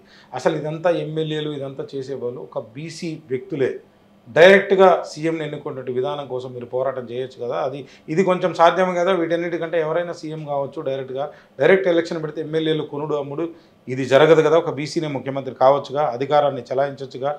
అది రాజ్యాంగ సవరణ జరగాలి. ఎందుకంటే ప్రధానమంత్రిని కానీ లేకపోతే ఈ ఉన్న వ్యవస్థలో ముఖ్యమంత్రిని కానీ డైరెక్ట్గా ప్రజలు ఎన్నుకుని ఏం చెప్తారు? లేదు, అది రాజ్యాంగ సవరణ జరగాల. అట్లా జరగాలంటారా జరగదంటారా? ఏం చెప్తారు ఈశ్వరయ్య గారు? రాజ్యాంగ సవరణ జరిగితే మంచిది. అట్లా డైరెక్ట్ ఇప్పుడు ప్రాబ్లం ఉండదు కదా. అటువంటి ఇప్పుడు అమెరికాలో ఎట్లయితే ఉందో అట్లా ఇక్కడ డైరెక్ట్ గా సీఎంని ఎన్నుకునే రాజ్యాంగ సవరణ జరిగితే చాలా మంచిది. అది అప్పుడు తెలిసి వస్తుంది 15% అగ్రకులాల వారికి. 15%, 20% కాకుండా ఇప్పుడు ఎస్సీ కావచ్చు, ఎస్టీ కావచ్చు, మీరు చెప్తున్నటువంటి ఓసీ కావచ్చు లేదా ఎఫ్సీ అటువంటి చట్టం వస్తే ఖచ్చితంగా ఎస్సీ ఎస్టీ బీసీలనే ముఖ్యమంత్రి అవుతాడు. సరే అవుతారా లేదా అనేది ఖచ్చితంగా 85-90 మంచిది. అది అటువంటి చట్టం వస్తే చాలా మంచిది. దానికోసం ఈశ్వరయ్య గారు కావచ్చు అండ్ కమిటీ కావచ్చు లేదా ఇప్పుడున్న జేఏసీ పోరాటం చేయొచ్చు. కానీ కామన్ మైన్ అయిన పర్లేదు, ఇది చాలా ఇంపార్టెంట్ సబ్జెక్ట్. ఎందుకు చెప్తున్నాను? అంచెలు ఇప్పుడు జన జాగృతి అయ్యేంత వరకు, జనానికి అవేర్నెస్ తెప్పించేంత వరకు, జనానికి వాళ్ళ యొక్క అధికారాలు, వాళ్ళ యొక్క రాజ్యాంగ ఏముంది ఫండమెంటల్ రైట్స్, తర్వాత ప్రాథమిక సూత్రాలు ఇవి అవేర్ చేసేంత వరకు, వాళ్ళు సెన్సిటైజ్ చేసేంత వరకు ఉద్యమం ఆ లెవెల్ ఉద్యమం లేవదు అది. కాబట్టి ఇప్పుడు మేము కాన్సన్ట్రేషన్ చేసేది ఓన్లీ 9th షెడ్యూల్. తర్వాత మా ఓటు మేము వేసుకొని మేము డైరెక్ట్ ఎలక్షన్స్ ముఖ్యమంత్రికి కాన్స్టిట్యూషనల్ అమెండ్మెంట్ రాకపోయినా అంతవరకు మేము ప్రజాస్వామ్యంగా మా ఎమ్మెల్యేలు ఎక్కువ గెలిస్తే ఖచ్చితంగా బీసీని ముఖ్యమంత్రి అవుతాడు. కాబట్టి ఇప్పుడు ఈ రాజ్యాంగ పరిధిలోనే మేము పోరాడుతూ ఉన్నాం. అంటే ఇప్పుడు ఒకటి చెప్పండి సార్. సరే, మళ్ళీ ఈ టాపిక్ వచ్చే ముందు ఒక్క నిమిషం. ఈ జెడ్పీటీసీకి సంబంధించి, ఎంపీటీసీకి సంబంధించి ఎలక్షన్స్ అనేవి ఇప్పుడు చాలా టీవీల్లో కూడా నేను, అంటే అప్పుడు తెలుగు మీడియా మీరు ఏమని అనుకోండి, చాలా తక్కువ చూస్తాను నేను. ఎందుకు చూస్తా అనేది ఇక నేను ఇప్పుడు కొంత మీడియా ముందు చెప్తే నువ్వు ఎందుకు చేస్తున్నారా అంటారు వీడియోలు. సో పరిస్థితి ఎట్లా తయారైందంటే ఎవరేం చెప్తారో అర్థమవుతలేదు అసలు. ఈ అర్థమైంది మీరు అన్నట్టు రాజ్యాంగబద్ధంగానా లేకపోతే చట్టబద్ధంగానా, నిజంగా మన కాన్స్టిట్యూషన్లో ఇది ఉందా లేదా? ఒక ఆయన వచ్చారు మొన్న, ఏం చెప్పారంటే మన రాజ్యాంగంలో, ఇదే లైవ్ ఇంటరాక్షన్లోనే, మన రాజ్యాంగంలో మాధవరెడ్డి గారే చెప్పారు పండి పిల్లేసి, నేను మన రాజ్యాంగంలో 50% కంటే మించి ఇద్దండి. ఎక్కడుందండి? నీ బుక్ చదివాను, లేదండి నేను బుక్ చదివాను, ఎక్కడుందండి నన్ను అంటే మనకి ఏదైతే సుప్రీంకోర్టు తీర్పిచ్చిందో దాన్ని రాజ్యాంగబద్ధంగానే దాన్ని కూడా మనం కాన్స్టిట్యూషన్ పరంగానే మనం తీసుకోవాల్సినటువంటి అవసరం ఉందండి. ఇది నిజమా? ఇప్పుడు రాజ్యాంగంలో ఎక్కడ 50% దాటకూడదని నేను లేదు. ఎస్సీ ఎస్టీలకి జనాభా ఉంది, ఇప్పుడు 50% దాటింది కదా. ఇప్పుడు వాళ్ళకు అరుణాచల్ 80% ఉన్నాయి రిజర్వేషన్స్ ఎస్టీలకి. అది కాబట్టి వాళ్ళకు 50% దాటొచ్చు వాళ్ళకి. కానీ ఎస్సీ ఎస్టీలు బీసీలు కలిపి 50% మిగతా రాష్ట్రంలో వాళ్ళకి ఎక్కువ లేని. ఇప్పుడు ఫర్ ఎగ్జాంపుల్ బీసీలకి ఒక రాష్ట్రంలో మన దగ్గర 27% ఉంది సెంట్రల్లో, ఒక రాష్ట్రంలో 12% ఉంది, ఇంకో రాష్ట్రంలో 6% ఉంది, ఒక రాష్ట్రంలో 18% ఉంది. సో దేర్ఫోర్ బీసీ ఎస్సీ ఎస్టీలో 50 మైనస్ ఎస్సీ ప్లస్ ఎస్టీ పొంగ ఎంత ఉంటుందో అంతవరకు బీసీలకు వస్తాయి. ఒక్కటి చెప్పండి ఈశ్వరయ్య గారు, దాదాపుగా మాట్లాడుకుందాం, 80 సంవత్సరాలు ఇక దాటింది అనుకోరాదు, ఏముంది 79 ఈ లెక్కలు ఎందుకు 80 అనుకున్నాం రౌండ్ ఫిగర్. 80 సంవత్సరాలు అయినా సరే ఒక కామన్ మ్యాన్గా నాకు అనిపిస్తుంది మనం ఏం మాట్లాడుకునే స్థితిలో అంటే మీ ముందు అసలు ఇది, ఎందుకంటే మీరు పెద్దవారు, చదువుకున్నవారు, ఒక హోదా నుంచి వచ్చినవారు, జస్టిస్ అంటే మామూలు విషయం కాదు. అసలు మనం ఏం మాట్లాడుకుంటున్నాం సార్? అంటే మనం మాట్లాడాల్సింది యాక్చువల్గా ఎడ్యుకేషను, హెల్త్, వ్యవసాయము, రూల్ ఆఫ్ లా, ఇట్లాంటి మాట్లాడుకోవాల్సిన పరిస్థితుల్లో ఏ కులం ఇది ఎంబీసీయా బీసీయా ఇది బీసీ కాదు దీంట్లో అయితే కాపులు కొంతమంది దీంట్లోకి రారు అని చెప్పి కొంతమంది లేకపోతే వీళ్ళు మున్నూరు కాపు కాబట్టి దీంట్లోకి రారు అని చెప్పి ప్రపంచం మొత్తం వ్యవస్థలో మీకు చాలాసార్లు చాలా సందర్భాల్లో కూడా ఈ ప్రశ్న వచ్చి ఉంటుంది. సో మా టీవీ కోసం మరోసారి నేను అసలు అడగాలనుకున్నా, ఎందుకంటే నాకు అర్థం ప్రపంచంలో ఎక్కడ కూడా కుల సరే 1-2 దేశాలు ఉన్నా కానీ ఇంత దారుణంగా ఉండదు. నా స్ట్రైట్ స్టేట్మెంట్ ఏంటంటే మతాల కన్నా కుల వ్యవస్థ అత్యంత ప్రమాదకరమైందని కామన్ మ్యాన్గా నా స్టేట్మెంట్. మీరు ఏం చెప్తారు? ఇప్పుడు మీరు చూసుకున్నట్లయితే కామన్ మ్యాన్గా నా స్టేట్మెంట్ అది. కామన్ మ్యాన్ ఇప్పుడు Mahatma Jyotirao Phule annihilation of cost అని రాసినాడు, అంటే కుల వ్యవస్థను నిర్మూలించాలని. అంబేద్కర్ ఆయన ఆల్మోస్ట్ ఆయన మా పూలేని గురువుగా భావించి ముందుకు నడిచినాడు. అది తర్వాత పునాదుల మీద జాతిని నిర్మించలేము అన్నాడు. కుల వ్యవస్థను నిర్మించాలన్నారు, కులరహిత సమాజాన్ని చూడాలన్నారు, సమాజాన్ని చూడాలన్నారు. ఎక్కడైతే ఎక్స్ప్లాయిటేషన్ లేదో, ఎక్కడైతే డిస్క్రిమినేషన్ లేదో, ఎక్కడైతే అన్యాయం అద్రగణం లేదో, ఎక్కడైతే పీడించబడరో అటువంటి సమాజం స్థాపించుకోవాలని మనం అనుకున్నాం. 80 సంవత్సరాలు అనుకున్నాం. కానీ ఈ యొక్క అసలు రాజ్యాంగ ఫలాలు ఈ బడుగు వర్గాల వాళ్ళకు రాలేదు కదండి. అది ఇప్పుడు వాడు చాలా కింది లో లెవెల్ ఉన్నాడు, వానికి ఒక పోటీ పెడతావు, రన్నింగ్ పోటీ పెడతావు, వానికి మంచిగా నరిష్మెంట్ ఇచ్చి వానికి ట్రైనింగ్ ఇచ్చి వానికి ఈక్వల్గా చేసేస్తే వాడు రన్ చేస్తాడు. వానికి అసలు వానికి ఇప్పుడు మీరు విద్యా విధానం చూస్తున్నారు, అంత ప్రైవేటైజ్ అయిపోయింది. సరిగా గవర్నమెంట్ స్కూల్స్ ఎట్లా ఉన్నదో చూస్తారు, గవర్నమెంట్ హాస్పిటల్ ఎట్లా ఉన్నాయో చూస్తున్నారు. ఇది వీళ్ళను కూడా ఈ యొక్క మెయిన్ స్ట్రీమ్లో కలిపినాక కొన్నేళ్ళు అయినాక ఈ రిజర్వేషన్స్ తీసేయచ్చు. కానీ నువ్వు మౌలిక సూత్రాలే మొదటి నుంచి, మౌలిక వసతులే మొదటి నుంచి కల్పించలేదు. ఈక్వల్ ఎడ్యుకేషన్ సూపర్ చెప్పారు సార్ మీరు. నేనేం చెప్తున్నానంటే ఈ 79-80 సంవత్సరాల నుంచి మనం మాట్లాడుకుంటే చర్చా పోరాటాలు కనుక హెల్త్ ఎడ్యుకేషన్ పైన కనుక మనం ఖచ్చితంగా పెట్టి, మీరు చెప్పినటువంటి గవర్నమెంట్ స్కూల్ ఉన్నాయి కానీ అక్కడ క్వాలిటీ ఆఫ్ ఎడ్యుకేషన్ లేదనేది నా వాదన కూడా. మీరు అడిగారు, మీరు ఒక జస్టిస్గా ఈ పోరాటాలు హెల్త్ ఎడ్యుకేషన్ పైన కనుక ఖచ్చితంగా పోరాటం చేసి ఉంటే ఈ రెడ్డియో రావో లేకపోతే మాదిగానో ఇట్లాంటివన్నీ ఉండేది కాకుండా మీరు డిస్క్రిమినేషన్ అన్నారు. నాకు చిన్న డౌట్ సార్, చాలామంది అడిగి ఉంటారు. నేను అనేది ఏంటంటే యాక్చువల్గా నేను చెప్పేది రిజర్వేషన్కు వ్యతిరేకంగా. ఆ రిజర్వేషన్లు ఎలా ఉండాలి అంటే ఆర్థికంగా సామాజికంగా వెనకబడేది అనేది కరెక్ట్, కానీ దీంట్లో కూడా ఆల్రెడీ మీరున్నారు సార్. ఇప్పుడు సపోజ్ నేను కులం గురించి దయచేసి మీరేమనుకోవద్దు, సామాజికంగా నెట్టివేయబడ్డా వెనకబడ్డ కాకుండా నెట్టివేయబడ్డా అంటే బెటర్ పదం అని నేను అనుకుంటున్నాను, ఎందుకంటే నాకు అంతవరకే తెలుగు. సరే కురా, దయచేసి మీరు కూడా ఏమనుకోవద్దు. నేనేమంటున్నానంటే దీనికి సంబంధించి ఈ ఎడ్యుకేషన్ మీరు ఏదైతే చెప్తున్నారో అదే ఎడ్యుకేషన్ హెల్త్ కనుక ఇచ్చుంటే ఈరోజు ఈ పంచాయతీ ఉండేది కాదు కదా. ఇప్పుడు దానికోసం పోరాటం చేస్తే పోయేది. అంటే ఒక్కసారి రాజ్యాధికారం అనుభవించాలని కాంక్ష. ఇప్పుడు వాడెవడో తప్పు చేశాడు దొంగ అని చెప్పి నేను కూడా ఒకసారి ఇది పరిపాలించి చూపిస్తా అన్నట్టుగా మాకు అర్థమవుతుంది. ఏం చెప్తారు అది? ఇప్పుడు ఏదైనా సరే మీకు వేకు ప్రశ్న అనుకోండి, అదే పర్వాలేదు శ్రీనాథ్. నువ్వు ఏదైనా ఎవరు కామన్ మ్యాన్ అడిగే ప్రశ్న మీరు వేస్తున్నారు, ఇది మీది కాదు, అది నాకు తెలుసు. ఇప్పుడు నిజం మీరు ఇప్పుడు ఇప్పుడు ఈ వ్యవస్థ కారణం ఎవరికి? ఈ దోపిడీ దానానికి కారణం ఎవరు? మీరు చెప్పాలి. ఈ యొక్క డెమోక్రసీలో ఎవరైతే ఆధిపత్య కులాలు ఉన్నాయో, ఏవైతే రాజ్యం వెళ్తుందో వాళ్ళదే కదా అది.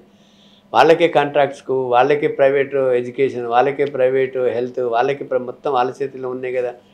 మాకు అటువంటి సామాజిక న్యాయము వస్తే, అటువంటి అంటే ఒక బీసీలకు రాజ్యాధికారం వస్తే మేము ఈక్వల్ ఎడ్యుకేషన్ ఇస్తాం. మంత్రి కొడుకైనా, చపరాసి కొడుకైనా, కూలోని కొడుకైనా కూడా అమెరికాలో ఎట్లయితే 10th క్లాస్ వరకు అందరికీ free education with quality education ఇస్తాము, అటువంటి విద్యా వ్యవస్థని మేము ఖచ్చితంగా మొదలు పెడతాం మా రాజ్యం వస్తే. కాబట్టి మనకి అంబేద్కర్కి ఏమన్నాడు, political power is the master key of all problems అన్నాడు. Solutions or problems, it's a solution for all problems అన్నాడు. కాబట్టి ఇట్స్ సొల్యూషన్. మాకు పవర్ వస్తే అటువంటి యొక్క equal education health take care చేస్తాం. Right sir. అంటే అతిగా మాట్లాడుతున్నాను అనుకోవద్దు, అర్థం కాని ప్రశ్నలు కూడా అడుగుతున్నాను తప్పుగా అనుకోవద్దు. నాకు అర్థం కావట్లా, అందుకే అడుగుతున్నాను. సో నాకు అర్థం కానిది ఏంటంటే పవర్ కావాలంటే ముఖ్యమంత్రి కావాలనుకుంటారా? మిగతా ఆల్ సపోజ్ ఇప్పుడు తెలంగాణ గురించి మీరు పోరాటం చేస్తారు సరే, కొద్దిసేపు మిగతా రాష్ట్రాలు పక్కన పెడతాం సార్. అంటే 119 మన దగ్గర ఉన్నారు సరే, 117 ఎన్నుకోబడి సరే 119 ఒకడు బయట నుంచి వస్తాడు కాబట్టి సరే అది కొద్దిసేపు పక్కన పెడదాం. అంటే ఉన్నటువంటి ఎమ్మెల్యేలు అందరూ కూడా బీసీకి సంబంధించిన వాళ్ళే కావాలంటారా? ఈశ్వర్య గారు ఏం చెప్తారు అసలు? ఇప్పుడు ఎస్సీ ఎస్టీలకు వాళ్ళకి జనాభా ప్రాతిపదిక రిజర్వేషన్స్ ఉన్నాయి, అయిపోయింది. అవి పోంగా మిగతా ఏమైతున్నాయో బీసీలకు ఇచ్చేయాలంటారు. అవన్నీ బీసీలకు ఎవడిచ్చేదండి? మాది మేము తీసుకున్నాం, మేము మెజార్టీ ఉన్నాం, మేము వాళ్ళు 5% రేట్లు 4% రేట్లు మొత్తం సగం మంది ఎమ్మెల్యేలు అవుతే మేము 60% జనం ఉన్నది, మాకు అధికారం కాదండి, మా హక్కు అది. 60% ప్రూఫ్ అయితే కాదు, మీరే చెప్పారు ఇందాక చట్టబద్ధత లేదు దానికని. లేకపోయినా మేము ఉన్నట్టు మీరేమైనా సర్వే చేయించారా? ఆఫ్లైన్ సర్వే జరిగింది 1931 ప్రకారమే 52% బీసీ పాపులేషన్ ఉంది, బీసీలదే 52%. వీళ్ళంతా ఫార్వర్డ్ క్లాస్ వాళ్ళు ఫ్యామిలీ ప్లానింగ్ చేసుకుని ఒక్కరినే ఇద్దరు కానీ ఈ బీసీలనేమో అడ్డగోలు కానీ వీళ్ళ 52% కంటే ఎక్కువ పెరుగుతుందా తక్కువ పెరుగుతుందా? తర్వాత 2000 ఇప్పుడు 1993లో బీసీ లిస్ట్ సెంట్రల్ ఓబీసీ లిస్ట్లో ఓన్లీ 1636 కాస్టులు ఉన్నాయి. దాని తర్వాత 2016 వరకు నేను చైర్మన్ ఉన్నా, 7-8 మంది బీసీ కమిషన్ చైర్మన్ 3 ఏళ్ళకి ఒకసారి సెంట్రల్ కమిషన్ 2600 చిల్లర, అంటే 1000 కులాలు కలిసినాయి.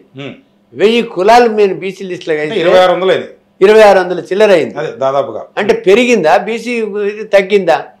ఏ ఆధారం అని అంటే అందుకనే ఇప్పుడు మేము బీసీ కులగణ చేయాలి ఉభయతను ఉద్యమం చేసినాం కాబట్టి ఆల్ ఇండియా లెవెల్లో బీజేపీ దిగొచ్చి ఇప్పుడు వాళ్ళు చట్టబద్ధంగా మేము కులగణ చేస్తామంటున్నారు. మరి సెన్సస్ ఏదైతే ఉందో రేపు నెక్స్ట్ ఇయర్ ఇది జరుగుతుంది, కంగారు ఎందుకు దీని గురించి అనేది నా ప్రశ్న. అంతవరకు మేము బిచ్చం ఎత్తుకోవాలన్నా, వాళ్ళ దగ్గర ఇంకా అడుక్కోవాలన్నా మా హక్కుల గురించి? సో ఇమీడియట్ గా ముఖ్యమంత్రిని తీసేసి మీరు ముఖ్యమంత్రి కావాలంటారు అంతేనా? అరే ఎన్నికలను మేము ఎంటామండి, ముఖ్యమంత్రిని తీసేది ఇప్పుడు రాజ్యాంగ ప్రకారం ఆయన మేమే ఎన్నుకున్నాం కదా, బుద్ధి తక్కువతోనే మనమే ఎన్నుకున్నాం కదా, అది మనమే ఎన్నుకున్నాం కాబట్టి మళ్ళీ ఈ తప్పు ఇంకా నెక్స్ట్ ఎలక్షన్ లో చేయొద్దు బాబు, చేయొద్దు తమ్మి, చేయొద్దు అక్క, చేయొద్దు చెల్లెలు అని చెప్తున్నాం. రిక్వెస్ట్ చేస్తున్నాం, వాళ్ళకి పరివర్తనం మనం జ్ఞానోదయం కల్పిస్తున్నాం. అది జ్ఞానోదయం కల్పిస్తే మీ పిల్లలకు, మీ భవిష్యత్తు, మీ ఫ్యూచర్కు మీకు ఇస్సా హుకుమత్ వస్తుంది. మీరు కూడా సమాజంలో మీకు ఈక్వాలిటీ వస్తుంది, ఫ్రీడమ్ వస్తుంది, రెస్పెక్ట్ వస్తుంది. ఫ్రీడమ్ మాకు ఎవ్వరు శత్రువులు కాదండి, మా హక్కు మాకు కావాలంటున్నాం. రైట్, మీలోనే ఐక్యత లేదు అని చెప్పి నాకు ఇచ్చినటువంటి ఇంటర్వ్యూలో ఈ మధ్య బీసీ సంఘాల నాయకులు చాలామంది బీసీ కమిషన్ మీరు స్టేట్కి సంబంధించి వకలాపర్ణం గారు ఇక్కడ ఇచ్చారు, అసలు బీసీలోనే ఐక్యత కొంత లోపించింది అని అట్లా 2-3 కూడా ఈ ఇంటర్వ్యూ నేను ఈ బీసీ పైన చేయడం జరిగింది. అసలు బీసీలోనే ఐక్యత లేదు. ఎందుకంటే జనరల్గా చూస్తున్నాం 3 సార్లు 3 ఉద్యమాలు ఈ మధ్య జరిగింది. ఒక ఆయన 3 మార్ మళ్ళీ నేను బీసీల కోసం పోరాడుతున్నా, అసలు నాది బీసీ పార్టీ అని చెప్పి ఆయన అంటాడు. ఇంకొక కృష్ణయ్య గారు అండ్ కొంతమంది వచ్చి వాళ్ళు అంటారు. ఇప్పుడు మీరు మొన్న పోరుబాట అని చెప్పి ఒక మీటింగ్ పెట్టారు. అసలు ఈ దీంట్లోనే ఇంకొక విశాఖరం గారు అయితే జేఏసీ అని ఒకటి పెట్టి మనకు రాజ్యాధికారం కావాలంటే మాదార సాధ్యమైద్ది అని అంటారు. నాకు అర్థం కాదు ఏంటంటే ఎవరెవరు ఏ పార్టీలో తెలంగాణ మనం ఏ రకంగా అయితే సాధించుకున్నామో అదే రకంగా అంటే రేపు పొద్దున ఇదేంది సాధించుతుంది ఎవరి పార్టీలు వాళ్ళు ఉంటారు. మరి బీసీ ముఖ్యమంత్రి ఎక్కడైతారు, బీసీ ఎమ్మెల్యే ఎక్కడైతే నాకు అర్థం కాదు. ఇప్పుడు నిజం నిలకడ మీద తేలుతుంది, సత్యమేవ జయతే. ఎక్కడైతే సత్యం ఉంటుందో అక్కడ జయం అవుతుంది. అది ఆలస్యం కావచ్చు కానీ అల్టిమేట్గా అది గెలుస్తుంది. కాబట్టి ఇప్పుడు కృష్ణయ్యనేమో బీజేపీ, ఆయన బీసీ ఉద్యమ కార్డు ఉండే మొదలు, ఇప్పుడు ఆయన పాలకుడు అండి, ఆయన ఈజ్ బీజేపీ ఎంపీ, ఆయన జాతీయ కన్వీనర్ జాతీయ అధ్యక్షులుగా చేశారులేండి. బీజేపీ ఎంపీ ఇప్పుడు ఎవరి మీద కొట్లాడాలి? ఆయన నరేంద్ర మోడీ దగ్గర పోయి రిప్రజెంటేషన్ చేయాలి. బీసీలంతా కొట్లాడుతున్నారు, ఎవరి మీద పోరాటం చేస్తున్నారు ఆయన అడగాలి మీరు. మరి ఆయన అడగాలి. ఇప్పుడు కాంగ్రెస్ స్పాన్సర్డ్ అసోసియేషన్స్ ఉన్నాయి, బీజేపీ స్పాన్సర్డ్ అసోసియేషన్స్ ఉన్నాయి, ఇంకొక పొలిటికల్ పార్టీ పెట్టుకొని కొట్లాడుతున్నారు. మేము ఏ పొలిటికల్ పార్టీకి సంబంధించిన అఫిలియేటెడ్ ఇది అసోసియేషన్ కాదు, ఇది మా సమితి కాదు, ఇది మేము ప్రజల తరఫున పోట్లాడేటువంటిది ఇది. కాబట్టి ఇది మొత్తము ప్రక్షాళనమై ఇందులో అటువంటి యొక్క మొత్తం చెడు ఈవిలు మొత్తము అదంతా ఫిల్టర్ అయిపోయి సత్య మార్గంలో మేము నడుస్తాం కాబట్టి, ధర్మ మార్గంలో నడుస్తాం కాబట్టి, న్యాయ మార్గంలో నడుస్తాం కాబట్టి ప్రజలందరూ మా దిక్కు మళ్ళుతారని మా యొక్క నమ్మకం. నాకు ఒకటి అర్థం కాదు సార్, ప్రజలు ఇప్పుడు కొన్ని చట్టాలు ఉంటాయి సార్ కామన్గా, మీరు చెప్పినటువంటి 9th షెడ్యూల్ నేను కూడా చదివినా అసలు దీని ప్రకారమే 10th షెడ్యూల్ కూడా చదివినా అనుకోండి సార్, అది పక్కన పెట్టండి, అది యాంటీ డిఫెక్షన్ లాగా పక్కన పెట్టండి కొంతసేపు. ఈ 9th షెడ్యూలు ఉండంగా దీనికోసం న్యాయబద్ధంగా నాయకుల మీద ప్రజలతో ఇంత ఇంత రిప్రజెంటేషన్ ఉంది మాకు అని చెప్పి ఇదే ఎంపీలతో మీరు కొట్లాడితే ఇది సాధ్యం కాదంటారా? అంటే ప్రజలందరూ పోయి అడిగితేనే వాళ్ళు ఇస్తారంటారా? అంటే భయభ్రాంతులకి గురి చేయాలంటారా? ఇది 52% అప్పుడున్న ప్రకారం ఉంది, ఇప్పుడు ఇంకా పెరిగింది. మీరు చెప్తున్నట్టు 2600 కులాలు ఉన్నాయి. స్టేట్ క్వశ్చన్స్ అడిగారు శ్రీనివాస్ గారు. ఎంపీలందరూ కొట్లాడితే ఆటోమేటిక్ అవుతుంది. ఎంపీలు కొట్లాడతలేరు కాబట్టి మేము ప్రజా ఉద్యమం లేపుతున్నాం. అది ఎంపీలను కొట్లాడేటట్లు మేము వాళ్ళని ఒత్తిడి తేవడానికి ప్రజా ఉద్యమం. వాళ్ళు చేసినా చేయకపోయినా చైతన్యం జరుగుతుంది. మళ్ళీ ఎలక్షన్స్ వరకు మా వాళ్ళని మా ఓటు మా వాళ్ళకి వేసుకొని గెలిపిస్తే ఒక పెద్ద మహాపరివర్తన జరుగుతుంది అని మా యొక్క అభిప్రాయం. రైట్. అంటే ఇప్పుడు నాకు ఇంకొకటి చెప్పండి సార్. అది అంటే నేను ఇటీవల డాక్టర్ జయప్రకాష్ నారాయణతో లాస్ట్ 5 years నుంచి అయితే కన్వర్జేషన్ జరుగుతుంది, ఇంటర్వ్యూ చేస్తూ ఉన్నాను. అంటే చట్టసభలతో పాటు మీరు విద్య లేకపోతే ఉపాధి ఇట్లాంటి రంగాల్లో కూడా రిజర్వేషన్ ఇవ్వాలంటే ఆయన ఏం చెప్తున్నారంటే, ఆయన కూడా ఒక IAS ఆఫీసర్. ఆయన అగ్రకులాంది, ఆయన ఆధిపత్య కులమైనది. అంటే ఇప్పుడు ఆయన బీసీల మీద ప్రేమ ఉన్నదని నేను అనుకున్నా. ఆయనకి అది ఆయననే వచ్చే ఎగ్జాంపుల్ తీస్తే నేను ఎట్లా ఒప్పుకుంటానండి. అది ఆయన ఏం చెప్తానంటే హెల్త్, ఎడ్యుకేషన్ ఈక్వల్గా, వ్యవసాయ రంగము, రూల్ ఆఫ్ లా ఇవన్నీ కరెక్ట్గా ఉంటే అసలు ఈ ప్రాబ్లమే రాదని చెప్తాను. అవును, కరెక్ట్. మరి ఆయన అడ్వైజర్ ఉన్నాడు చంద్రబాబు నాయుడు గవర్నమెంట్లో, చేసిండా? లేకపోతే ఇంకెక్కడ ఉన్నాడు ఏమని ఆయన పోరాటం చేసిండా? అది నాకు అర్థం కాదండి సార్. ఇప్పుడు ఇంకా మనము ఈ అగ్రకులం ఏంది, తక్కువ కులం ఏంది, ఎక్కువ కులం ఏంది అని ఇందాక నుంచి మీకు 80 సంవత్సరాల తర్వాత కూడా మనం ఈ మాటలు మాట్లాడుతున్నాం. జపాన్ లాంటి దేశాలు హిరోషిమా నాగసాకి మీద బాంబు వేస్తే ఎన్ని రోజుల్లో కోలుకుందాం, మనం ఇంకా అభివృద్ధి చెందుతున్న దేశంలో ఉన్నామంటే ఇట్లాంటిదే ప్రాబ్లం అని నేను అనుకుంటాను. మీరు ఏం చెప్తారు? మన దగ్గర అన్టచబిలిటీ ఉంది, డిస్క్రిమినేషన్ ఉంది, ఎక్స్ప్లాయిటేషన్ ఉంది సార్. అది లేకుండా ఉండడానికి ఇందాక మిమ్మల్ని అడిగాను నేను. సపోజ్ నా పేరు శ్రీనివాస్ మాదిగా, నేనేం చెప్తాను, నా కొడుకు కూడా మళ్ళీ మాదిగానే రాసుకుంటాను. వాడు ఏమంటారు, మాదిగా అంటే ఏంటిదంటే వెనకట మనని అంటరాని తరంలో ఊరికి బయట ఉంచేవారు అని చెప్తే వానికి బదులు నేనేమంటున్నా దాన్నే ఇప్పుడు కట్ చేసి మీరు ఏదైతే చెప్తున్నారో, ఎవరైతే ఎకనామికల్లీ బ్యాక్వర్డో లేకపోతే వీళ్ళందరినీ కాస్త ముందుకు తీసుకొచ్చి చదువుకున్న వాళ్ళు రాజ్యాన్ని నడిపి మంచిగా చేస్తే ఏముంటుంది అని చెప్పి నేను అంటున్నా. అంటే అందరినీ ఏదో వెనకబడేసి వీళ్ళు రాకుండా వీళ్ళే రాజ్యం వెళ్తే అదేదో సినిమాలో ఎండ్ ఆఫ్ ద వరల్డ్ అన్నట్టు కుక్క మనిషి మిలుగుతాడు. ఏం చెప్తారు? అందుకే విశారదన మహారాజుని పెట్టుకున్నాడు ఆయన. విశారదన మాదిగా కాదు, విశారదన మహారాజుని పెట్టుకున్నాడు. ఎస్, ఈ ఉద్యమాన్ని మీరు ఎందుకు లేపట్లేదు ఈశ్వరయ్య గారు అని చెప్పి నేను, ఎందుకంటే నా పిల్లలు కూడా అరే రిషిక్ మాదిగా చెప్పాల్సి వస్తుంది. పరిస్థితి విశారదన మహారాజుకు సంపూర్ణమైన ఆయనకు ఇదే ఛానల్లో ఇక్కడే చేస్తూ ఆయన విశారద మహారాజుని మేము కంటికి మాలో ఒక భాగంగా, అంటే అవిభాగ భాగంగా మేము ట్రీట్ చేసి మేము ముగ్గురం కలిసి త్రిమూర్తులం, చిరంజీవి గారు, విశారదన మహారాజు, నేను కలిసి మేము ఒక్కటే అయ్యి. మీరు ముగ్గురు బీసీ ఎస్సీ ఎస్టీకి సంబంధించిన వారా? Straight question. నేను టాపర్, నాకు తెలుసు, మీరు నాకు తెలుసు. అవును, నేను ప్రజల కోసం ఒక్కసారి మీడియా కోసం చెప్పండి. మా నాయన తాళ్ళెక్కిండు, మీరు కులాల గురించే మాట్లాడుతున్నారు. మా నాయన తాళ్ళెక్కిండు. ఓకే, అంటే మీరు ఏంది బీసీ అన్నట? అరే గౌడ్స్ బీసీ కాకపోతే ఎవడండి? అది చెప్పాలి సార్. ఇప్పుడు కొంతమంది మున్నూరు కాపు కాదంటున్నారు. బీసీలు ఉద్యమం లేకపోతే ఇప్పుడు చిరంజీవి చిరంజీవులు వీవరు, విశారదను షెడ్యూల్ కాస్తుంది విశారదన మహారాజు.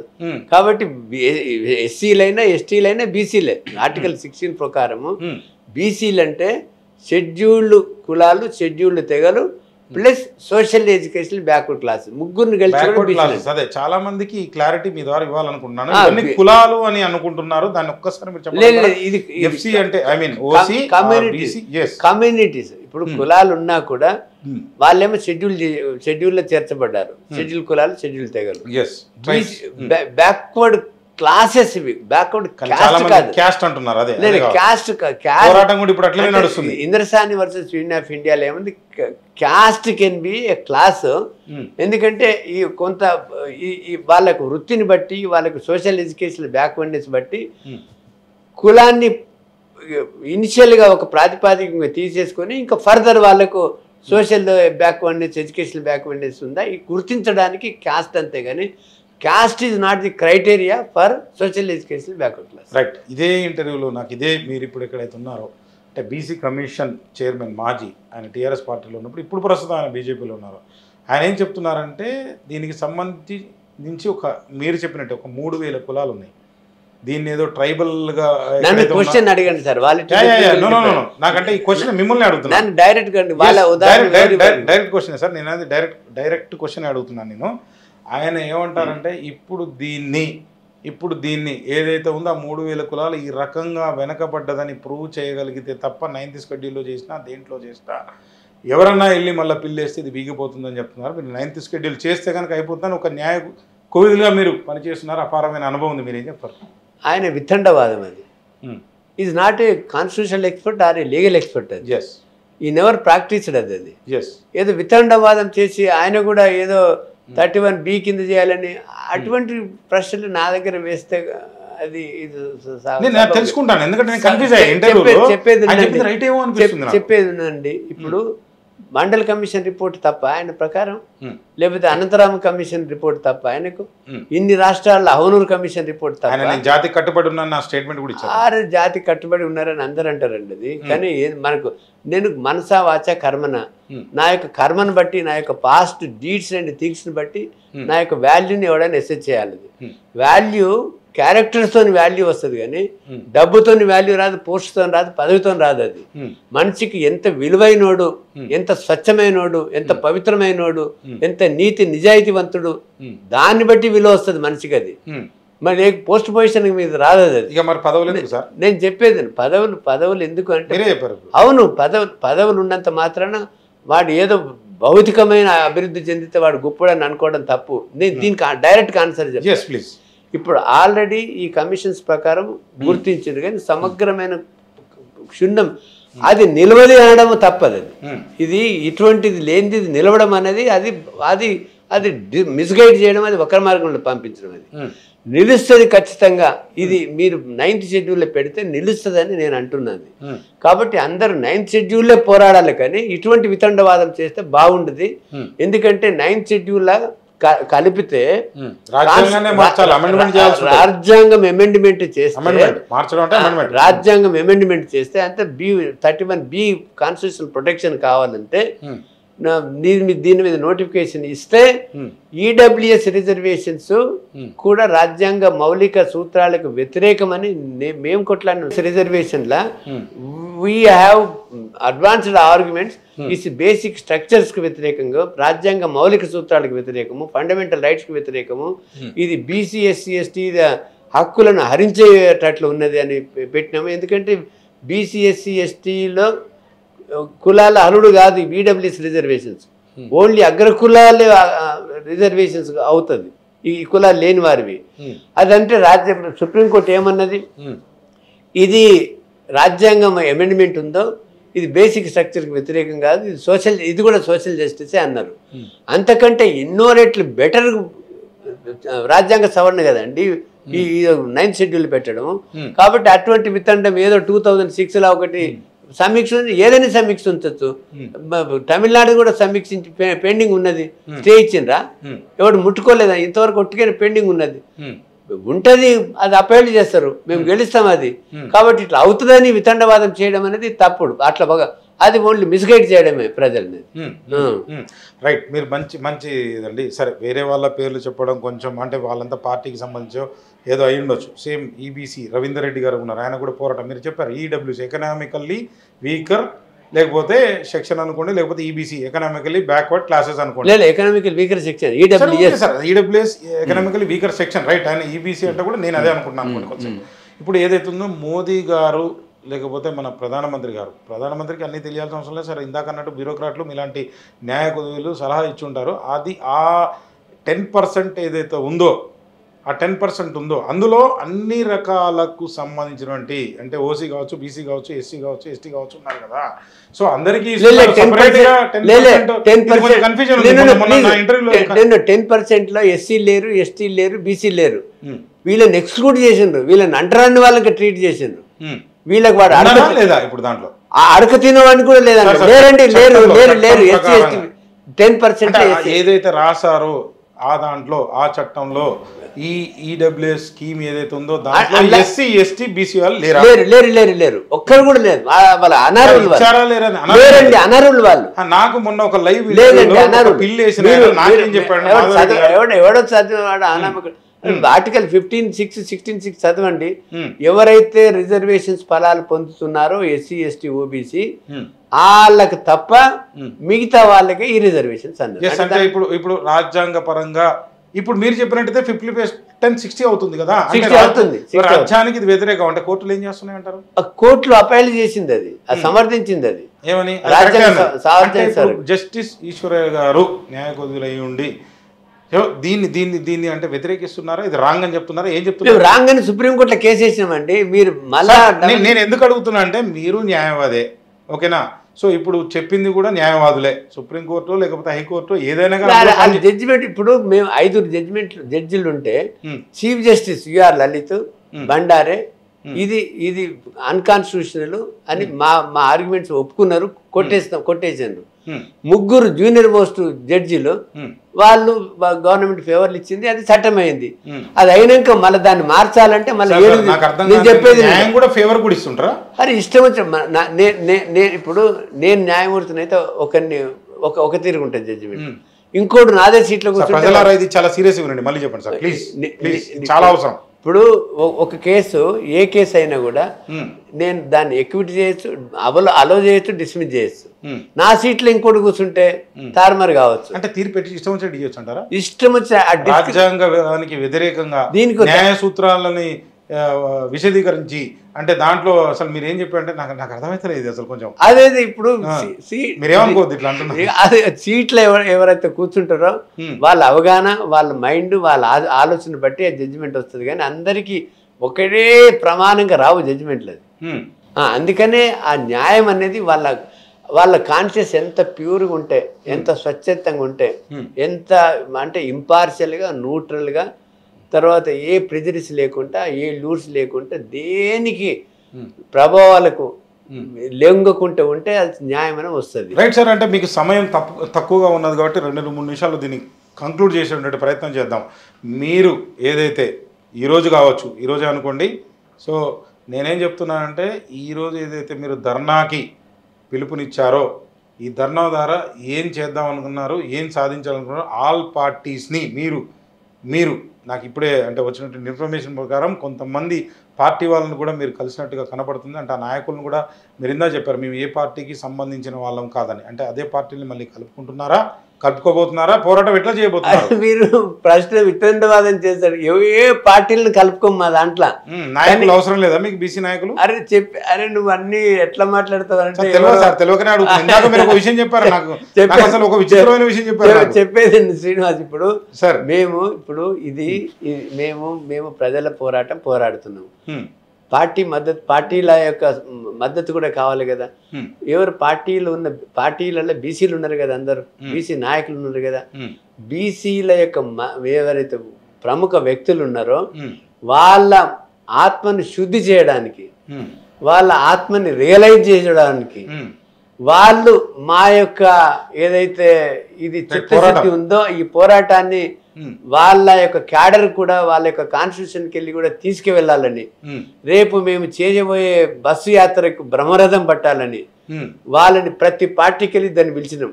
ప్రతి పార్టీకి వెళ్ళి ఇద్దరిని చెప్పగలుగుతారా? 2 పార్టీ పిలిచినాం. మనం హనుమంతరావు గారిని, కాంగ్రెస్ మధు యాస్కి గారిని కాంగ్రెస్, దాని తర్వాత బీజేపీ వచ్చే వరకల్లా మన ఈటెల రాజేందర్ గారిని, తర్వాత పాయల్ శంకర్ ఐడియా ఉంది, ఎమ్మెల్యే గారు, ఇంకోరిని పిలిచినాము. బీఆర్ఎస్ చెప్పిన మధుసూదనాచారిని, శ్రీనివాస్ గౌడ్, దాసోజీ శ్రవణ్ని, తర్వాత ఇంకా బీఆర్ఎస్ 3 పార్టీలు పోరాటం చేసింది. మొన్న బంధుకు పిలిపించిన దాంట్లో వీళ్ళందరూ కూడా పాల్గొన్నారు కదా, కృష్ణయ్య గారితో పాల్గొన్నారు కదా. అదే నాకు అర్థం కాని సమస్య. ఇక్కడ ఏం జరుగుతుంది రాష్ట్రంలో? అసలు జనాల్ని పిచ్చోళ్ళు చేస్తుర్రా? అసలు రానటువంటి దానికి మీరు 9th షెడ్యూల్లో పోరాడటానికి మళ్ళా వాళ్ళని కలుపుతారు, మళ్ళా పార్టీలు వస్తారు. నాకు అర్థమైతే లేదు. నేను జడ్జి ఉన్నప్పుడు కూడా నోరు ఓపెన్ చేయగానే నాకు అర్థమయ్యేది. ఇమ్మీడియట్ గా నేను జడ్జిమెంట్ బెంచ్ మీద 69,000 కేసులు డిసైడ్ చేసి నేను ఇప్పుడు వాళ్ళని జనాలని పిచ్చోళ్ళు చేస్తున్నారు, మీరు వక్ర మార్గంలో పెడుతున్నారు. మీరు ఇప్పుడైనా సక్రమంగా, ఇప్పుడు తప్పులు జరిగినాయి, 3 పార్టీలు తప్పులు జరిగినాయి, ఇప్పుడైనా 3 పార్టీలు కలిసి బీసీ సంఘాలు అన్నీ కలిసి ఒక ఆల్ పార్టీ మీటింగ్ పెట్టుకొని ప్రధానమంత్రి దగ్గర డెలిగేషన్ మా ఆధ్వర్యంలో తీసుకెళ్తాము, మీరు రాండి, మేము ప్రజా పోరాటం చేస్తాం, ప్రజలలో కూడా మాకు మద్దతు ఇవ్వండి, మాకు కోఆపరేట్ చేయండి చెప్పడానికి మాత్రమే వాళ్ళని పిలుస్తున్నాం. కానీ ఎవరు ఆధ్వర్యంలో లేకపోతే ఎవరు దయాదాక్షిణ్యాల మీదనో లేకపోతే ఎవరు సాయం కోరి మేము పిలుస్తలేం వాళ్ళని. దీన్ని ఏ జేఏసీగా పిలవచ్చు అంటారు? ఇది ప్రజలకు దీన్ని 42% రిజర్వేషన్స్ సాధన సమితి అని all India backward class federation జాతీయ అధ్యక్షుడిని, తర్వాత ఇంటలెక్చువల్ ఫోరం అధ్యక్షులు మన సోదరులు ఐఏఎస్ చిరంజీవి గారు, అట్లనే ధర్మ సమాజ్ పార్టీ చీఫ్ ఏదైతే ఎస్సీ ఎస్టీ జేఏసీ మన విశారదన మహారాజు, ఇంకా ఎన్నో సంఘాలు ఎంబీసీస్, ఇంకా ఎన్నో సంఘాలు కలిసి చేస్తున్నటువంటి పోరాటం. కాబట్టి ఇందులో ముస్లిమ్స్, బీసీలు అంటే ముస్లిమ్స్ ఉన్నారండి, బీసీలో మేతర్ ముస్లిమ్స్ ఉన్నారు, దుదేకులు ఉన్నారు, నూర్ బాషా ఉన్నారు, మా పింజరి ఉన్నారు. వాళ్ళని ఇప్పుడు రాజశేఖర రెడ్డి గారు ఓన్లీ 4% ఇచ్చారండి. 4% అది సుప్రీంకోర్టులో పెండింగ్ ఉంది. ఆ సుప్రీంకోర్టులో వీళ్ళు బీజేపీలు పోయి అఫిడవిట్ వేసి అది వెకేట్ చేయించండి, ఈ 4% పోతుంది. మాకు ఉన్న 60 మొత్తం 42 కూడా మాకే వస్తుంది అది. కాబట్టి వాళ్ళని ముస్లిమ్స్ చిత్రించడానికి వీల్లేదు. ఈ 12 సుప్రీంకోర్టు ఆర్డర్ ఉంది కాబట్టి వాళ్ళని ఇప్పుడు డినై చేయలేము అది. కాబట్టి ఆ నేపథ్యంతో బీజేపీలు వ్యతిరేకం చేయడం కరెక్ట్ కాదు. కాబట్టి రేపు మేము అందరము పిలిపి ఇచ్చేది ఏంటంటే, రేపు తర్వాత ఉద్యమం ఆగది, క్యాడర్ క్యాంప్స్ పెట్టుతాం, ఒక స్టేట్ లెవెల్ కమిటీ నేస్తాం, అన్ని కులాలకు ప్రతినిధులు నేస్తాం, ఏసీ వాళ్ళకి ఎడ్యుకేట్ చేస్తాం. అది తర్వాత బస్ యాత్ర 10 తారీఖు కామారెడ్డికి వెళ్ళి స్టార్ట్ చేస్తున్నాము. 10 తారీఖు రోజు ఒక 2 జిల్లాలు కవర్ చేస్తున్నాం. అంటే అక్కడే కాంగ్రెస్ చెప్పింది కాబట్టి అక్కడి నుంచి స్టేట్ చూస్తున్నాం, అక్కడి నుంచి స్టార్ట్ చేస్తున్నాము. కాబట్టి ఇది రేపు కూడా ఏదైతే మహాధరణ ఉందో మీ ద్వారా, సోషల్ మీడియా ద్వారా, మెయిన్ మీడియాల ద్వారా ప్రజలు తండోపతండాలకు వచ్చి మీ భోజనం మీరే తిని, మీ బస్ కిరాడి మీరే పెట్టుకొని వాలంటరీగా వచ్చి గొప్ప జయప్రదం చేయాలని మా యొక్క విన్నపం మీ ద్వారా. రైట్ సార్, అంటే చాలా ఇన్ఫర్మేషన్ అయితే దీనికి సంబంధించి అంటే అర్థమైంది అని చెప్పి నేనైతే అనుకుంటున్నాను, అంటే మా మీడియా ద్వారా. సో ఒకటి జస్టిస్ ఈశ్వరయ్య గారిని నేను కోరేది అయితే, కులరహిత సమాజాన్ని మీరు చెప్తున్నట్టు అంబేద్కర్ గారు ఏదైతే అన్నారో దాన్ని నిర్మించాలని మిమ్మల్ని నేను ఎందుకు కోరుతున్నాను అంటే, రానిది ఇంకా మా పిల్లల తరం నెక్స్ట్ జనరేషన్కి ఇది అసలు ఈ రకంగా ఈ డిస్క్రిమినేషన్ ఏదైతే ఉండకూడదు అని మీరు దానికోసం కూడా మాకు సూచనలు లేకపోతే ప్రజలకు కావచ్చు ఇవ్వాలని, మీరు ఒక విద్యావేత్త కావచ్చు, మీరు ఇంటలెక్చువల్ ఫోరంకి కూడా అంటే దాంట్లో కూడా ఆ సంస్థలో కూడా మీరు ఉన్నారు కాబట్టి, సో అయితే బీసీ కమిషన్కి అంటే మీరు సెంటర్లో అయితే పనిచేశారు. సరే, ఆ ఏదైతే వెనకబడ్డటువంటి అంటే సామాజికంగా నెట్టివేయబడ్డా లేదా వెనకబడ్డ వారికి సమాజం కోసం పోరాటంలో అయితే తప్పు లేదు, అందరికీ రాజ్యాంగం కల్పించినటువంటి హక్కు. ఖచ్చితంగా దీనికోసం కూడా మీరు ముందు హెల్త్ కోసం, ఎడ్యుకేషన్ కోసం పోరాడాలని అయితే ఒక కామన్ మ్యాన్గా నేను కోరుకుంటాను. నేను ఎప్పుడు కుల డిస్క్రిమినేషన్ చేయలేదు, ఈక్వాలిటీ. ఇప్పుడు భగవంతుడు వీఆర్ది మానవ జన్మ తీసుకున్నప్పుడు అందరం బట్టలు లేకుండా మామూలుగా పుట్టినాము ఈక్వల్గా, చచ్చిపోతేప్పుడు కూడా అట్టనే పోతాం. అది మధ్యన తెచ్చుకున్నటువంటి అంతరాలను రూపుమాపి ఒక సమసమాజ రాజ్యాన్ని స్థాపించుకొని respect, regard, equality, liberty, fraternity ఇటువంటి యొక్క వాల్యూ బేస్డ్ సొసైటీని చేసినప్పుడే ఒక డెవలప్డ్ రాజ్యంగా ఏర్పడుతుంది. కాబట్టి ఈ విషయానికి నా జీవితాంతం నేను సమర్పించి దారపోసి తప్పకుండా మీ యొక్క ఆశయాన్ని నెరవేర్చడానికి నా మిగతా శేష జీవితాన్ని సమర్పిస్తానని మీ యొక్క మీడియా ముఖంగా ప్రజలకు విన్నవించుకుంటున్నాను. Thank you sir. Thank you. నమస్తే.